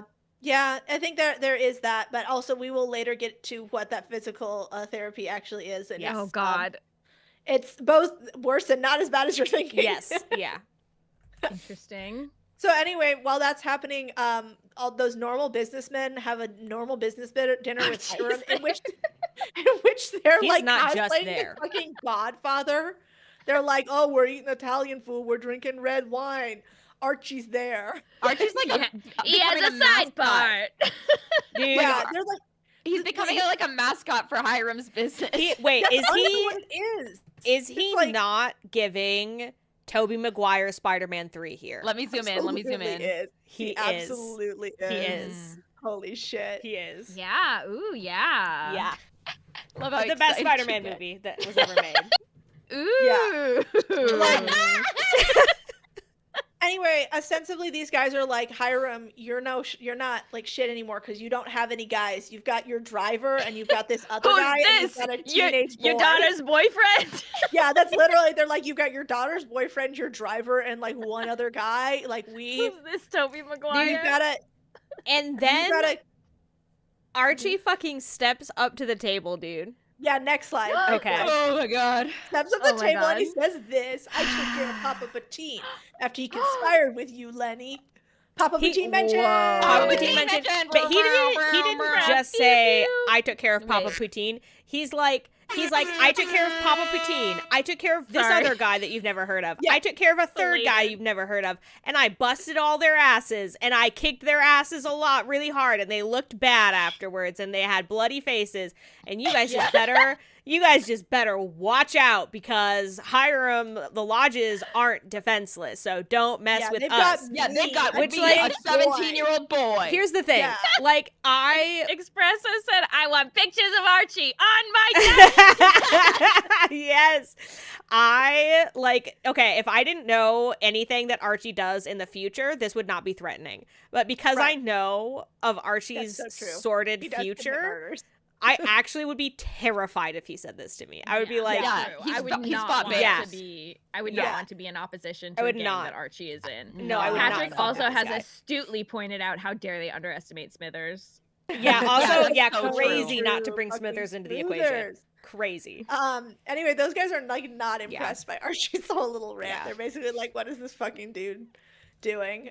Who's this kid? Oh wait, also like after this, they don't take him seriously, and then afterwards they're like, oh, think over our proposal, because they like gave a stupid proposal, and then they're like, we'll hang around for a couple of days to taste the local cuisine of Riverdale. And I was like, what local fucking cuisine? Like Pops? It's the only restaurant in town. What are you saying? Like that's like we'll be at Pops the whole time. We will crazy sleep there even because it's like it was like as if you said like I'm gonna go to Gaylord, Minnesota and taste the local cuisine. Like what? What? Like what do you mean? By the way, there's such a place is called Gaylord. There's a small town in Minnesota called Gaylord. Yes, pretty cool. Yeah, spelled it's Gaylord. Cool. Yeah, but it's small. It's a small town. There's nothing there. Like. Okay, so anyway, back to Jughead and Betty and their whole thing. Oh boy, they're like, our parents told us to act normal, so then they go and interview gay Kevin about what his dad has found on the car that was pulled from the swamp. And they're like, we're writing an article about illegal dumping in the swamp. I'll give you an illegal dump in the swamp. Next, I would have put that in Shrek. I would have put that in the slide if I had Athena says, Pops, the heart of Riverdale, beloved by God. I mean, that is I just true. want to acknowledge that. So true. Please, this is them. Yeah, that is literally them. Yeah, that's so true, Kat. Very oh my good. God, awesome. Yes. Very good. They're like, we're not suspicious at all. Anyway, Kevin, because he's easy to manipulate, like doesn't clock it at all. He doesn't care. No, yeah, he has no idea what's going on. Kevin would never catch a criminal in a million years. It's really ironic who all his friends are. Yeah, absolutely. So anyway, Alice finds out. Next slide. Yeah. Alice is like, what the fuck? Oh yeah. Also, Jughead and Betty are living together because Betty doesn't want to live with Chick. So she's like living with Jughead right now. Why doesn't she want to live with Chick? Is she sexist? Yeah. Last time I saw Chick, Betty, and Jughead, it was Jughead telling Betty that Chick is probably a killer and then leaving her in her house with him. So that's so true. I'm glad to see that Jughead has stepped up to the plate and invited her to live elsewhere. Well, I think it's less that he invited her. It's like mentioned repeatedly that she is the one who's refusing to live. She's refusing to leave. She said, "I live here now." No, like that's absolutely is. Yeah, that's like she will. It. She's like, "Go home. I will not go home while Chick is there." Yeah. So like, we do learn in this scene that like Chick, the person Chick killed, was his drug dealer. Chick calls the guy Dwayne, but Betty just continually calls him Shady Man. Oh. Yeah. Dwayne. So the car we find out belonged to Dwayne's girlfriend Darla because Dwayne was always borrowing Darla's car. These must be people related to one of the families. The Doilies are all D. The Doilies are the Diltons or the Diltons. whatever. The Diltons and the Doilies. No, Dilton Doily is a man. There's the Doilies, and then there's another one that are like the Dickinsons. I can't hear this. And they all have D names in both of the families. They've got the D. I have no idea. This is too much. Let's move on. I'm afraid. Anyway, Alice says this. She's like, we don't want Hal to find out about this. Juniper, next slide. Hal will get mad if there's another serial killer in the house. Yeah, because literally, dude. He's territorial. God. Like, they're like, we can't have Hal finding out about the fact that Chick, a guy who's living in our house and calls me mom, killed a dude, and we covered it up. Like. Okay. I wonder if Chick dies. I wonder if Chick gets killed by the Black Hood. Oh, I wonder. That might actually work. Yeah. Oh yeah. I mean that would make sense. That'd be cool. So. Yeah, that'd be good. What the fuck? I don't even. That'd be really cool. It'd be really cool if that happened. That'd be really cool. Wait, why do you guys hate if he got killed by his dad, that'd be awesome. Or not his dad. We laugh. My head hurts. I'm sorry. I didn't know you guys hated Chick. I didn't realize you were misogynist. God. Oh. All right. Anyway, let's find out more about Cheryl. Come on, next slide. Okay. So that's Cheryl's physical therapy. They like send her to a basement. She's got to move sacks from like one side of the room to the other side of the room, and then she does it. And the nun comes down and she's like, I told you to move them to the other side of the room. And Cheryl's like, no, you told me to move them here. And she's like, you need to listen better. Move all the sacks to the other side of the room. So like that's Cheryl's physical. These people are so rotted. Yeah. Riverdale is simultaneously like the most and least homophobic place in the world. Right. Yeah, it's like the most homophobic place you can imagine. It's weirdly full of people who are not homophobic. I feel like it's weirdly more homophobic in the modern day than it was in like the 1950s, which is bizarre. Yeah. Hard to say. Is this? Well, but that was before the Love Simon episode, and after that, you know what? You're right. In Riverdale. Yes. You're right. That was the Love Simon bed bomb split. Yeah. This insane place that they are this is not in Riverdale, is it? Or is it? It's in Riverdale. It's in Riverdale Township. It's kind of like outskirts of Riverdale. Oh, I assumed it was in like Switzerland or something. No. They said that. Yeah. Okay. Yeah. That was the lie. That was the lie. Got it. Yeah. So anyway, this is Veronica and Josie and Tony go to confront Cheryl's mom, and she says the truth about Cheryl, and she started exhibiting some strange, deviant behaviors. So I sent her abroad to a private wellness institute. Next slide to see those deviant behaviors are her drawing pictures of her and Josie together. Yeah. And it was like Cheryl was because there was the first episode of Riverdale I watched. They implied that Cheryl was a murderer who was going to kill Josie. Yes. They did, and it was like a pig heart in the locker and stuff. Yeah. Right. So like maybe Cheryl was like unhealthily obsessed with Josie, but like I think she just was drawing a picture of her and had a crush on her, and the other stuff was the real killer, whoever that was. Yeah. But the show purposefully made it like muddy so we would think that Cheryl might be the killer. Yeah, I think so. So next slide. Josie like doesn't I didn't show the next slide. Anyway, Josie like doesn't react well to that, and she's like, I'm no longer interested in finding Cheryl. Yeah, she like immediately is like, wow, Cheryl's a freak and she deserves to be in conversion therapy. What the fuck? It's like a lot. Yeah, it's a bad reaction. It's not a good reaction. Oh my god. Like even if Cheryl was weirdly obsessed with her, and even if Cheryl was a risk to her health, the place that she's been sent is clearly like an unethical torture facility. Like she doesn't necessarily know that, I don't think. And also to give context to Josie's reaction, she has been being like terrorized by a stalker. Oh, that's true. That is true. Yeah. And so she's been trying to figure out who it is. Yeah. So I think they're like implying that it maybe was Cheryl, but I don't believe that Cheryl. No, I don't think it was Cheryl. No. Yeah. Cheryl would never do a woman's wrong. No, that's correct. No. Anyway, back to Betty. She did. I would support her. She goes to her mom and is like, Mom, you need to sign this permission slip so I can get a serpent tattoo so that I can win the student election. A permission slip for a tattoo?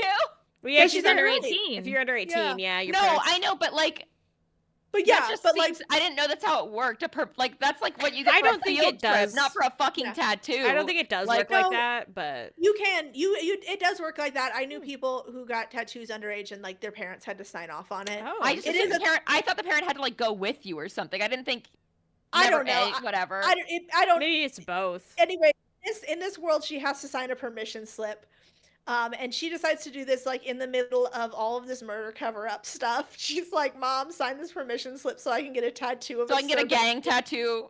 Get a gang tattoo to win the student election. So crazy. On.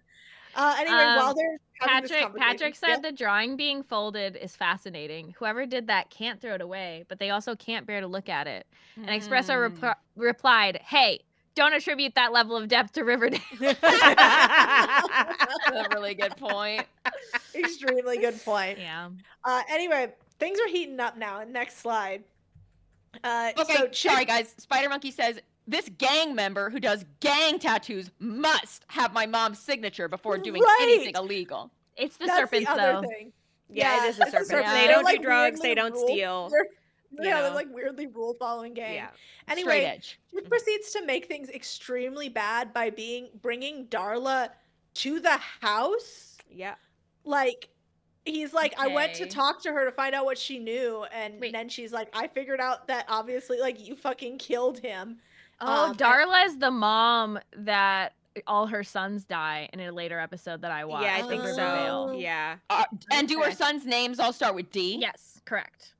Insane. Okay, and she was dating a guy named Dwayne. Insane. I think I called her Mom Dickinson. Okay. But her name's Darla, apparently. The plot Dickens. The plot Dickens. So she is like, I won't say anything about what happened to Dwayne as long as you give me 10 grand, because he owed me 10 grand supposedly. And they're like, okay. They just kind of go like, all right, all right. We'll get you 10 grand. So Alice sends Betty to go get 10 grand out of the bank, but it's the middle of the night, and she's like, just go, Betty. And Betty like leaves to go to the bank. Or no, I think they wait until morning. Yeah, she's like, Betty's like, the bank doesn't open till 9 a.m. And Darla's like, that's fine. I like it here. I'll just chill. And then like takes over their house, basically. Nice. Yeah. So anyway, that's happening in the middle of the night. She's like hanging out at their house, taking over, being menacing. Meanwhile, Cheryl says, or Veronica says this to Archie. And God and Gucci willing Cheryl's safe wherever she is. Wow. Yeah. Yeah. That's touching. That's really touching. From Gucci. Veronica. Really touching. Lunera said the plot thickens, but it does not get better. Yeah, so true. So true. Anyway, this guy breaks into attack Hiram. This guy, he breaks into hit him with a hammer. A hood of some sort. Next slide, Juniper. A hood and not a mask, but a hood. Clearly a hood. Clearly a hood. That's like some sort of hood. Some sort of hood. Anyway, I think around this is around the time in the slides where I stopped enjoying making the slides, so we've got some gaps. It happens, Kat. Yeah, it definitely. happens. So wait, go back. Oh yeah. Consider. So anyway, it's not actually the Black Hood who's attacking Hiram. No. It's actually that other guy who's not on. Oh, it's not Hiram he's attacking. He's attacking Andre. That's right. Andre the driver. Andre? The driver who knows the martial arts. Oh, yeah. Yeah, so that guy is the other guy who was standing there with Archie and Andre the driver in that scene and was like Hiram's only other dude, but he's actually been paid off by the other guys, and he attacked Andre. So now Hiram's got nobody to protect him. He doesn't have his driver. He doesn't have his other dude. He's just got Archie. And Smithers. And Smithers. Don't count Smithers out. Don't count the Smithers dream out. team. Do not Honestly, that is a dream team. Yeah. Anyway, so dream blood rotation. Now back to Cheryl. Cheryl's grandma, like so Penny, Cheryl's mom, like leaves her grandma there, and her grandma, like, who can't walk, like throws herself on the floor and crawls over to the phone to call the school and get a hold of Tony in order to tell Tony what's going on. This was another example to me of them like deciding later on that the grandma was going to be evil, actually. Yeah. Because like she very much was giving like, I'm trying to save my granddaughter and I'm a good person, like in this scene. And this does not track with a woman who apparently adopted Penny out of the orphanage to give to her son as a sister wife. Yeah. Like, that's weird. It's very weird. They really didn't.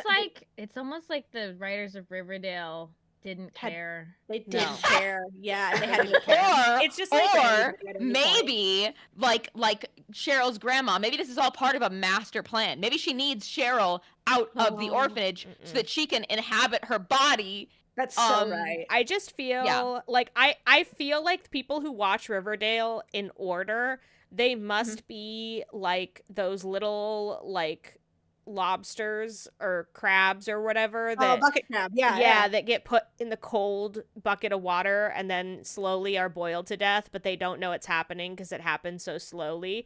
I feel like that's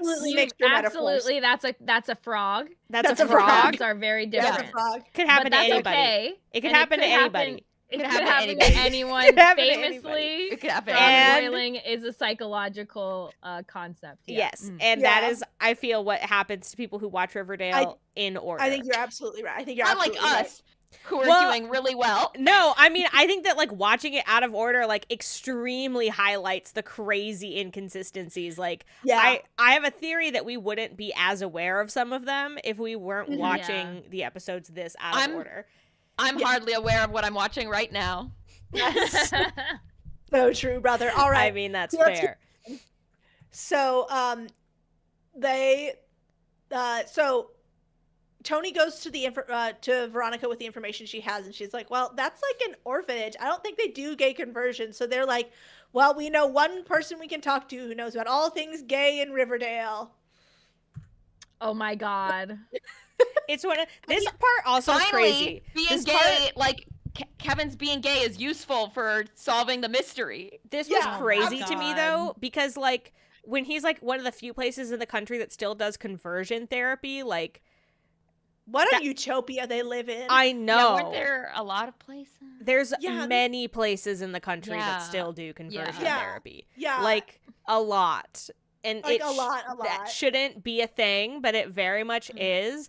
And I can't remember anymore if it was banned at one point. And maybe this was that blessed point in time. It was banned in most states at one point. At one point, I think it was. Yeah, and now it is not. Depressing. Yeah. Yeah, very depressing. So next slide, please. So Kevin's like, how do I know this? Well, because during Prohibition, the sisters ran a distillery out of the basement, and they've got these tunnels. And the gay boys sneak out of the Sisters of Quiet Mercy to go into the woods and go cruising in the woods. And I've hooked up with them. And apparently they, go back? That's what, yeah. Like literally, really good point. And the vibe that I get is that nobody at this conversion. That's where those guys are coming from. Yes. Yes. Coming through the secret gay hookup They were tunnel. all coming through the but I feel like Cheryl is the only one who's actually being conversion therapy. Like I feel like she's the only one who's having anything bad actually happen to her. I feel like every other person there is like, first of all, a gay man, second of all, there to hook up with other gay men, and third, like in the tunnels and also in the forest, running through the tunnels, and they're coming out, and then like they're all just meeting gay Kevin. Kevin's got a great system. Like I can't. I mean, he's really and then they're hooking up with him, and they're like, "I was at the Sisters of Quiet Mercy. You'll need this information later. Take it with you." No, literally, yeah. They're like, gay Kevin's. I just imagine he's just roaming. like waiting outside. I just imagine him like waiting outside the tunnel, going like just like waiting to catch a guy. But and then I'm imagining like he's out there, and there's like dozens of hot young boys that are gay roaming the woods, and they all came out of the tunnel at the same time to meet gay Kevin, and they're all like, we're the gay boys from the Sisters of Quiet Mercy conversion camp, and we've come from the tunnel just for you, gay Kevin. And gay Kevin is like, yeah, that's how it is. Now what I'm imagining, because of what you imagined, is remember that movie The Descent? Oh my God. But they're coming out and they're like, gay Kevin, we're happy. And they're like, gay Kevin! We're coming out of the tunnel. Oh my God. We could have had a happy ending if gay Kevin was there. That would have been a happy ending if gay Kevin was there. Oh my God. All right, let's keep moving. Anyway, so to conclude Betty and Jughead's plotline, Darla has this like scary guy who shows up to the house.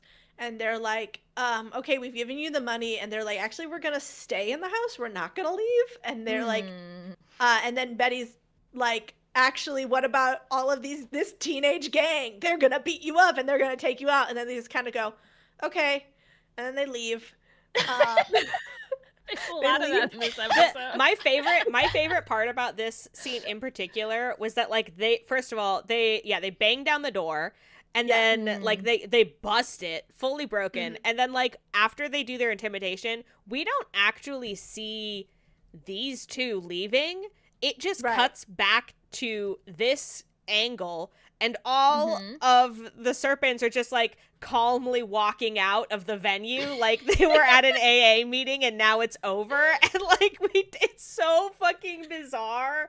It's so weird. It's That's really how good. gangs work. Yeah. Anyway, this concludes with Alice kicking Chick out of the house. Yeah. Again, who is Chick? Why is she kicking him out of the house if he's her son?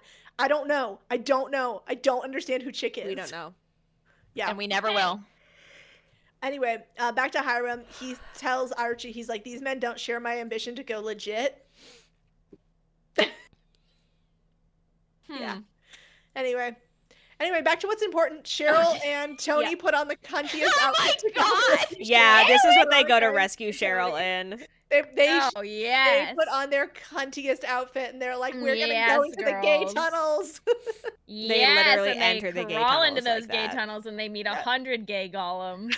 Yeah, they do. The tunnels are just crawling. So you go into the tunnel and it's like 1,000 eyes open all at once, and it's all the gay golems. Insane too. So they like go in through these tunnels, and then like they're like looking for Cheryl. They're running around in their cunty outfits, running around the halls of this like gay conversion camp orphanage, and then they find they find Cheryl in the movie room having her movie night, and Tony and Cheryl then make out in front of a bunch of people who do not react.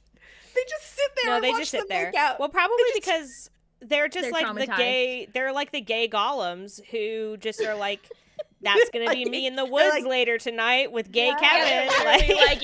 Me at like 8 o'clock, 9 o'clock, 10 o'clock, and 11 o'clock. Literally, yes. But like, I cannot. Like, so last time we saw the movie room, there was like a nun in there running the movie. Yeah, it doesn't make any nun running the movie. Nobody reacts. Not a single person does anything. I know why they don't react.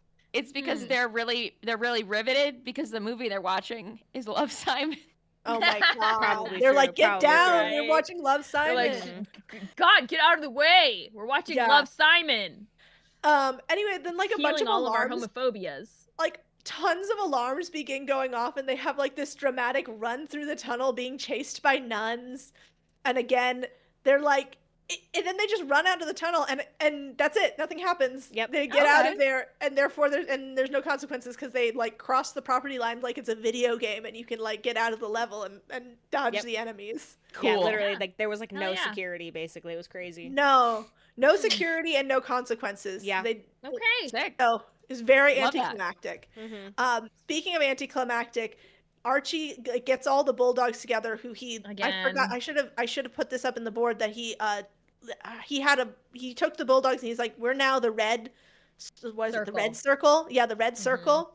But now they're the dark circle. And they. Oh yeah, it was insane. So they're like, he's like, hey guys, come out and see your car. And then they go out to the car and they're like, oh, it's our car. And then the car blows up. And so he was like,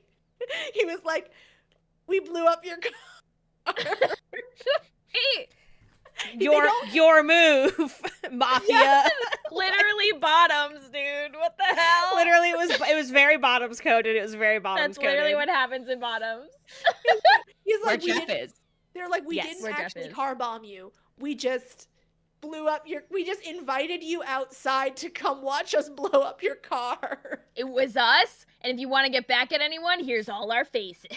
They're all wearing ski masks, which like here's all our ski masks. They're doing like a Black Hood thing. I don't know, man. But then, do they say Hiram Lodge doesn't stand alone? Because that's rather telling about who they are. They 100% do.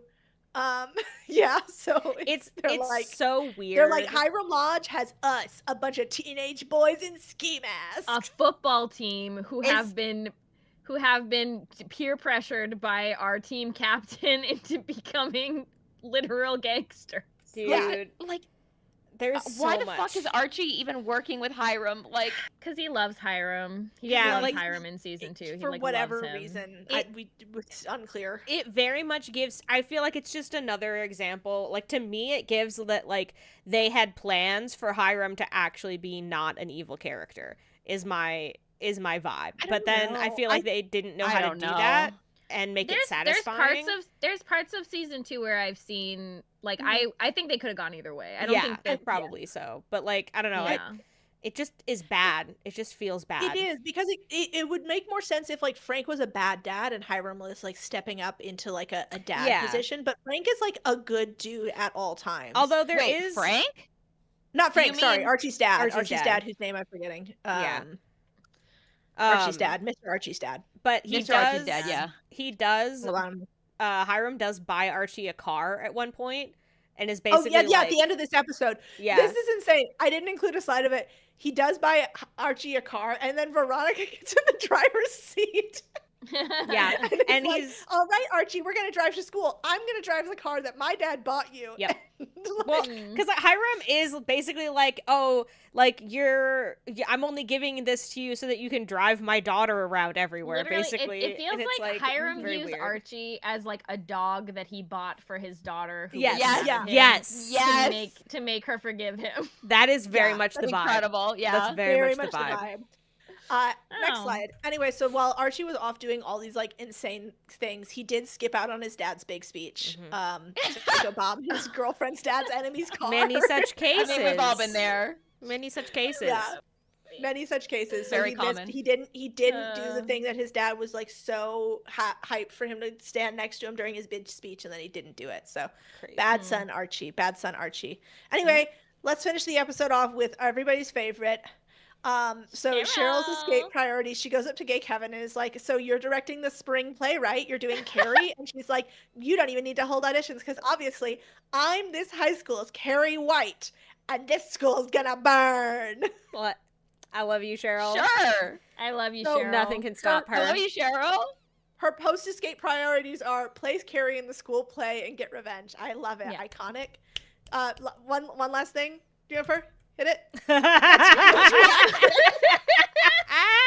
He said, "Oh my God, Carrie!" Yes. He said, "Whoa!" He said, Now- "My queen." He's just like over Cheryl's shoulder making that face. So fucking Now I have funny. to assume they are doing Carrie the musical, right? I don't know. Because that's the only stage version of Carrie that I've heard of. And Carrie Okay. the musical is an infamous flop that closed like really quickly on Broadway. So that's interesting. We all know this. We We all know this. as everyone knows. Listen to a Broadway history podcast. Why don't you? Yeah, we all know this. Everyone knows. All Everyone right, so that knows was our that. episode. Yeah. Wow. Wow. Hold on. Wow. Is that? Well, Wow. I feel like I know more and less at the same time. Yeah. Does All right, that That's a bingo. good feeling to have. Let's see if we got any bingos. I've totally forgotten. Yeah. what's on the Poorly bingo aged- board. Yeah. Broadway reference? Oh. Oh. I don't know. Well, don't no, here's the know. thing. The Carrie musical came out in like I think the like 80s. Oh, And okay. So it they knew it was a flop already, Right. and if they're referencing it, it's like camp and stuff. right. Okay. Yeah. Okay. All right. That's fair. Okay, see, no self-obsessed, Veronica. No body super swapping. turbo hell. Betty didn't drink any blood. Let's see. And there's no disturbing mukbang. Betty's mom is a serial killer. Nope. But Not yet. her chick is. Mm. Another Smithers. bunkers. Smithers wasn't in there. Well, he was in your guys' episode. He didn't have a briefly. main character moment though. He's a No, main I don't character to think me.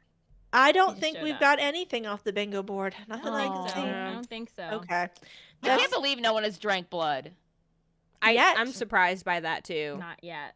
I That's think once we true. get back to the cult, the Yeah, I cult think so, storyline, too. I think there'll be some blood. I Yeah. will be shocked if Betty specifically does not drink blood. Yeah. at Right. some I point. feel like Betty's gonna drink some blood at some point. Mhm. It'll It either has be to in the Griffins and happen. Gargoyles stuff, or it'll be in the cult stuff. It could We've be with actually that have- serial killer guy, the Could be. trash bag Mhm. man. Yeah, it could be also the trash bag killer stuff. There's so many opportunities for Betty to drink blood. Yeah, that's right. I shouldn't give up. No, Don't don't give give up. Uh, Don't give up. we're not counting cross-dressing for the fact that that's what is blamed for Cheryl being gay, right? No, because it doesn't No. happen on screen. We didn't see it happen. Yeah. And it was Yeah. also because her nana would mix up she and her brother. It wasn't intentional cross-dressing. Yeah. It was just That's Nana true. getting Cheryl and her brother mixed up when they were children. Mm. All right. Alright, Well, well. should we go to the wheel or We have wait. to. I've forgotten what we do. Oh, we Our have to do best favorites. top- Oh, the top two, bottom rankings. three. The rankings. Yep. Okay, bottom Um, three. I know It's my seen bottom that three. It's Jughead. Okay, Yeah, this what- time Alice Cooper though is my Yeah. number Yeah. one bottom. I'll Although take also that. Cheryl's mom. Cheryl's mom. Yeah, we'll put this. Yeah, this is the mom's episode. Cheryl's mom. Yeah. Yeah, Cheryl's mom probably gets number one, and then Yeah. followed closely behind by Betty's mom, Alice My Cooper. Betty's mom. Yeah, Alice Cooper. And then 3 is Gay Kevin's dad. Gay Kevin's. Gay Oh my Kevin's God, Uncle dad. Frank. Uncle Frank though. Fuck. Gay Kevin's dad and Uncle Frank were both pretty bad. Yeah. Uncle Frank was grosser. Yeah, Uncle Frank was probably grosser. I know. Man, can we just like give Uncle Frank and Gay Kevin's dad like the last spot together? Well, we have. Let's do the fan. We have fan enemy. Also, all right. I forgot that we had put Hiram Forever on the bottom 3 characters. That's right. I'm so happy about that. So good. Although I will say, I think all this weird shit with him like hanging out with teen boy Archie is very funny and like it does is funny. Him up a rank. When I have ever like enjoyed watching Hiram on screen, it's always been season 2, because season 2 Hiram is like moving in ways that are unimaginable. Unimaginable. Yeah, that's insane. Okay, top 3 characters. Kat, I hope you see that our top character from last episode was La Llorona, literal La Llorona, actual La Llorona. Oh wow. Okay. Lots to unpack there. Yeah. But, so that's what happened. I'm gonna vote for my favorite character is the gay tunnels. Gay tunnels. Yeah, actually. The gay boys and the gay tunnel boys. The fan favorites said tunnel, like what Lunera said, tunnel gays for fan faves. Tunnel gays. Oh, true. Well, we'll have a good fan fave. We'll have to do the poll. Hold on. I think. Breakup bangs none for fan enemy. Oh, I see. fan Oh yeah, the nun with the weird bangs. Yeah. Yeah. Let's see. That's fair. I'm trying to think of who else I like. It's a pretty slim list of people that I like. Revenge of Athena says Alice can be our enemy because we are the serpent state.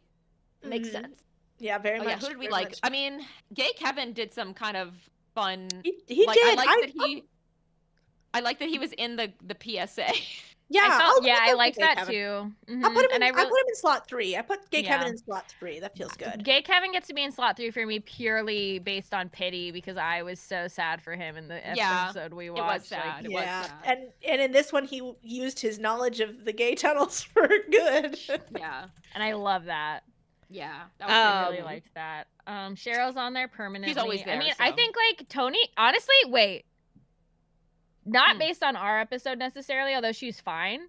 Yeah. But this is like the strongest Veronica has ever been. That's true. You know what? This is the most I've ever liked Veronica. She wore a cunty outfit and rescued Cheryl. Yeah, that's true. And she bought a theater and wore a really weird cunty theater outfit. And she did the Nicole Kidman ad. And she did a Nicole Kidman ad. We gotta get Veronica on the top 3 characters for the first time ever. She may never have this chance. She might not. Yeah, she might not. She might not. All right. What are the fans thinking for favorites and enemies? I think the nun. Gay Kevin's dad, I think, is winning for fan enemy. Because Gay Kevin's dad. Isn't it true that Gay Kevin's dad was the one who put the woman up to sleeping with the underage boy? Yeah. Yeah. Yes. That's it. Yeah. Yeah. Okay. Yeah. Yeah. Gay Kevin's dad. He was also gross. I'm also known as Sheriff Keller. Sheriff Keller. His name is Gay Kevin's dad. But in 1965, I don't think he's the sheriff. Yeah. Okay. Sheriff Gay Kevin's dad. Yeah. Okay. What's That's the how he got elected. All right. How's the favorite? Who's the favorite? How's the favorite? Who's the favorite? Okay, I have to end this poll and start the new one. Okay, yeah. So Gay Kevin's dad is fan enemy, fan favorite. So obviously the tunnel gays are gonna be one of them. Okay. Who else goes on there? Did anyone else do anything cool? There was the milkman. That guy was great. Smithers fan fave. Smithers. Gotta be Smithers. Let's see. Did anyone else do anything interesting that doesn't suck? Tony. Someone nominates Tony to go on. Fan fave. Let's see. Yeah, Tony. Kevin's dad has lost name privileges. Fitzwiggle said. That's so true. He has. The milkman. The milkman. We're getting so many answers. Are we getting any consensus? Well, we're gonna do a poll. We're just naming off stuff for the poll. Yeah, I see. Okay, hold on. I'm taking Gay Kevin off and adding the milkman. Yeah, it's important. Gay Kevin's already on our top 3 characters. Yeah. Okay. Poll. Nicole Kidman said Riley. Oh, nice. The poll is up. It wouldn't let me add more than 4. Take it up. That's Take just it up. Oh shit! I think I ended the poll. I'm so sorry. Oh no. No, well. Sorry. Even Gina Fry ruined your life. God. I'm so sorry. I can make a new one. No, I'm doing it right now. Okay.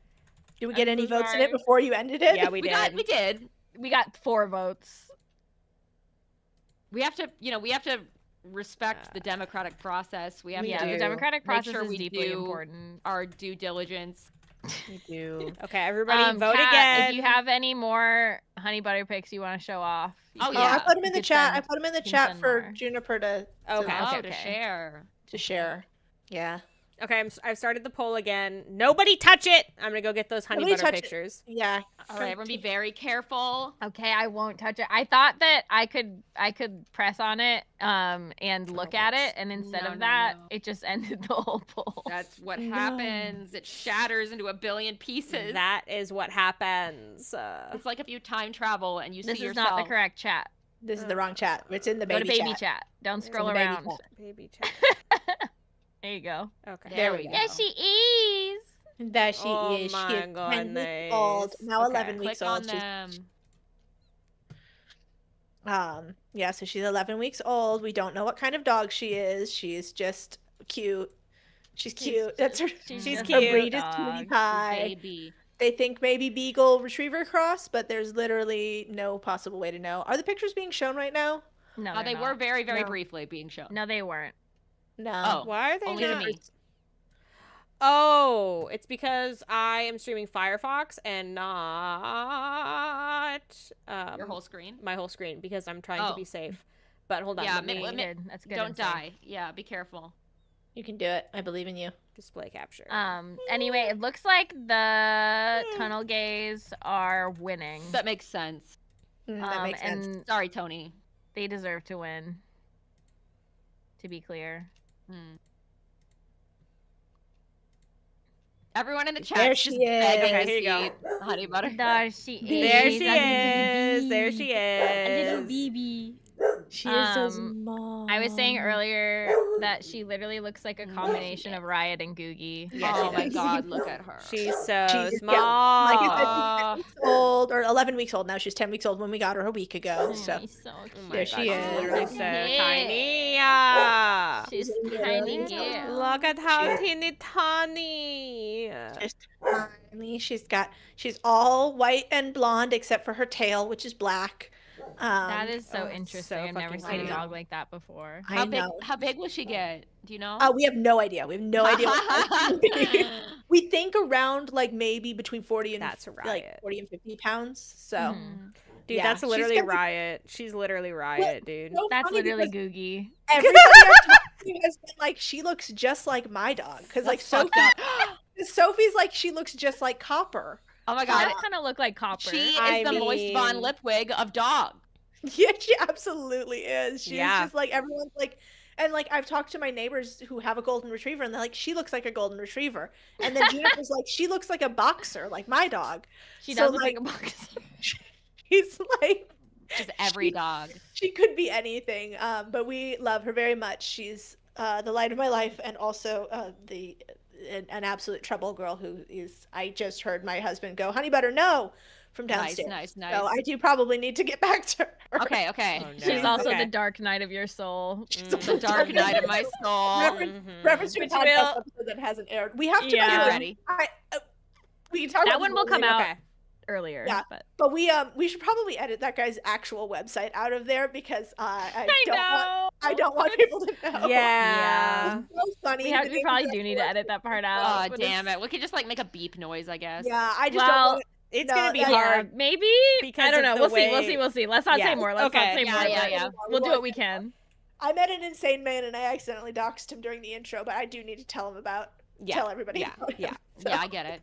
Well, I mean, honestly, it's free publicity, but okay. Well, yeah.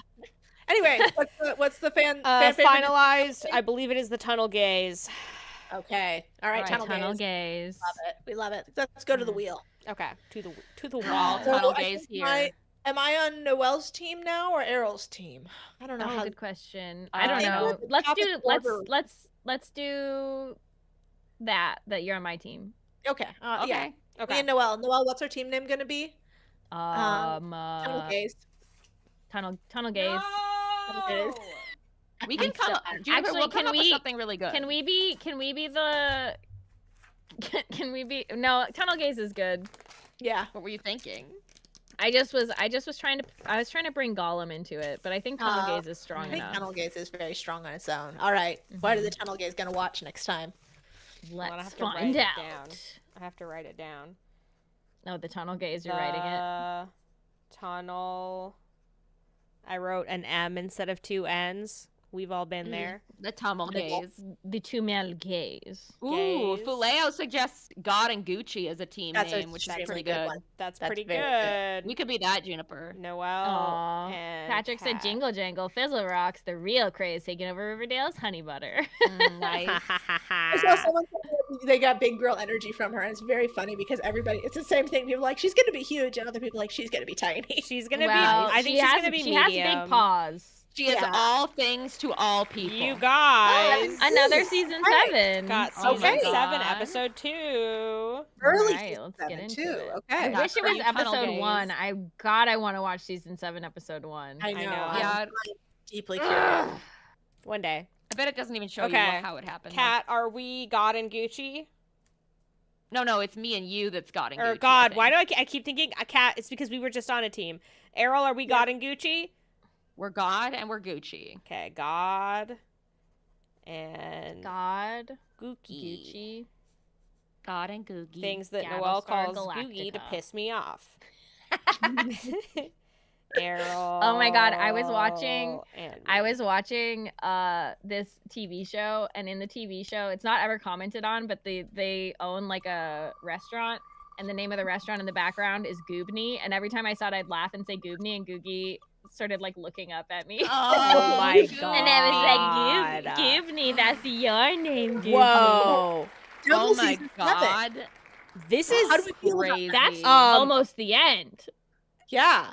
No, what you is guys, the actual last episode? It is the end. That is the end. This is the last episode. I've never been more jealous in my entire life. That's the last episode of Riverdale? That's the last episode of Riverdale. What does this, guys, what does this mean for us? Because like, okay, I want to put something out here. I almost feel like we should save this one. I feel like we should. No. For what?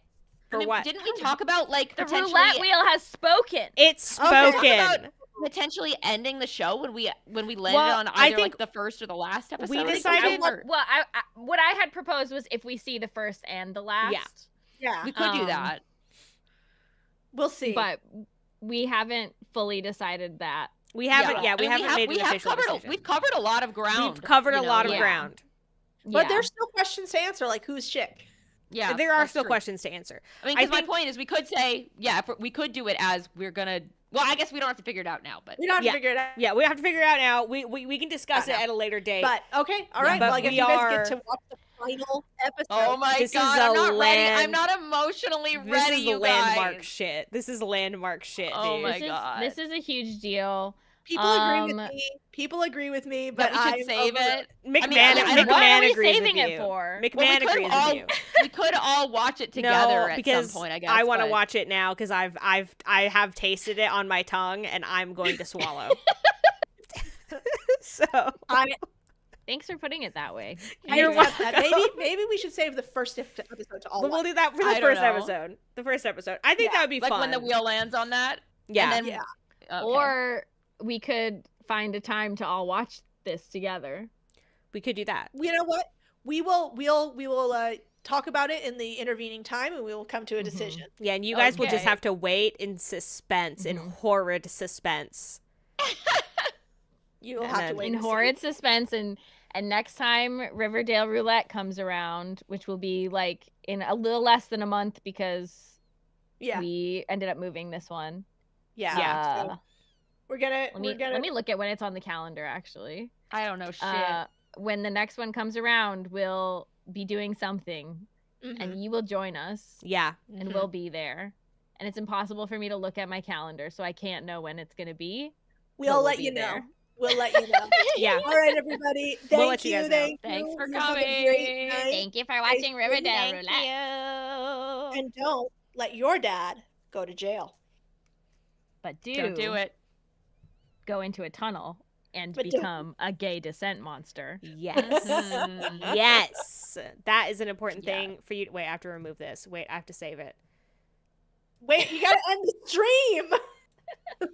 I thought of doing this first. I thought of doing that first. And if I ended the stream first, that wouldn't have happened. So now I'm going to end the stream. Okay, bye, everybody. Bye. Goodbye. Thank you for coming.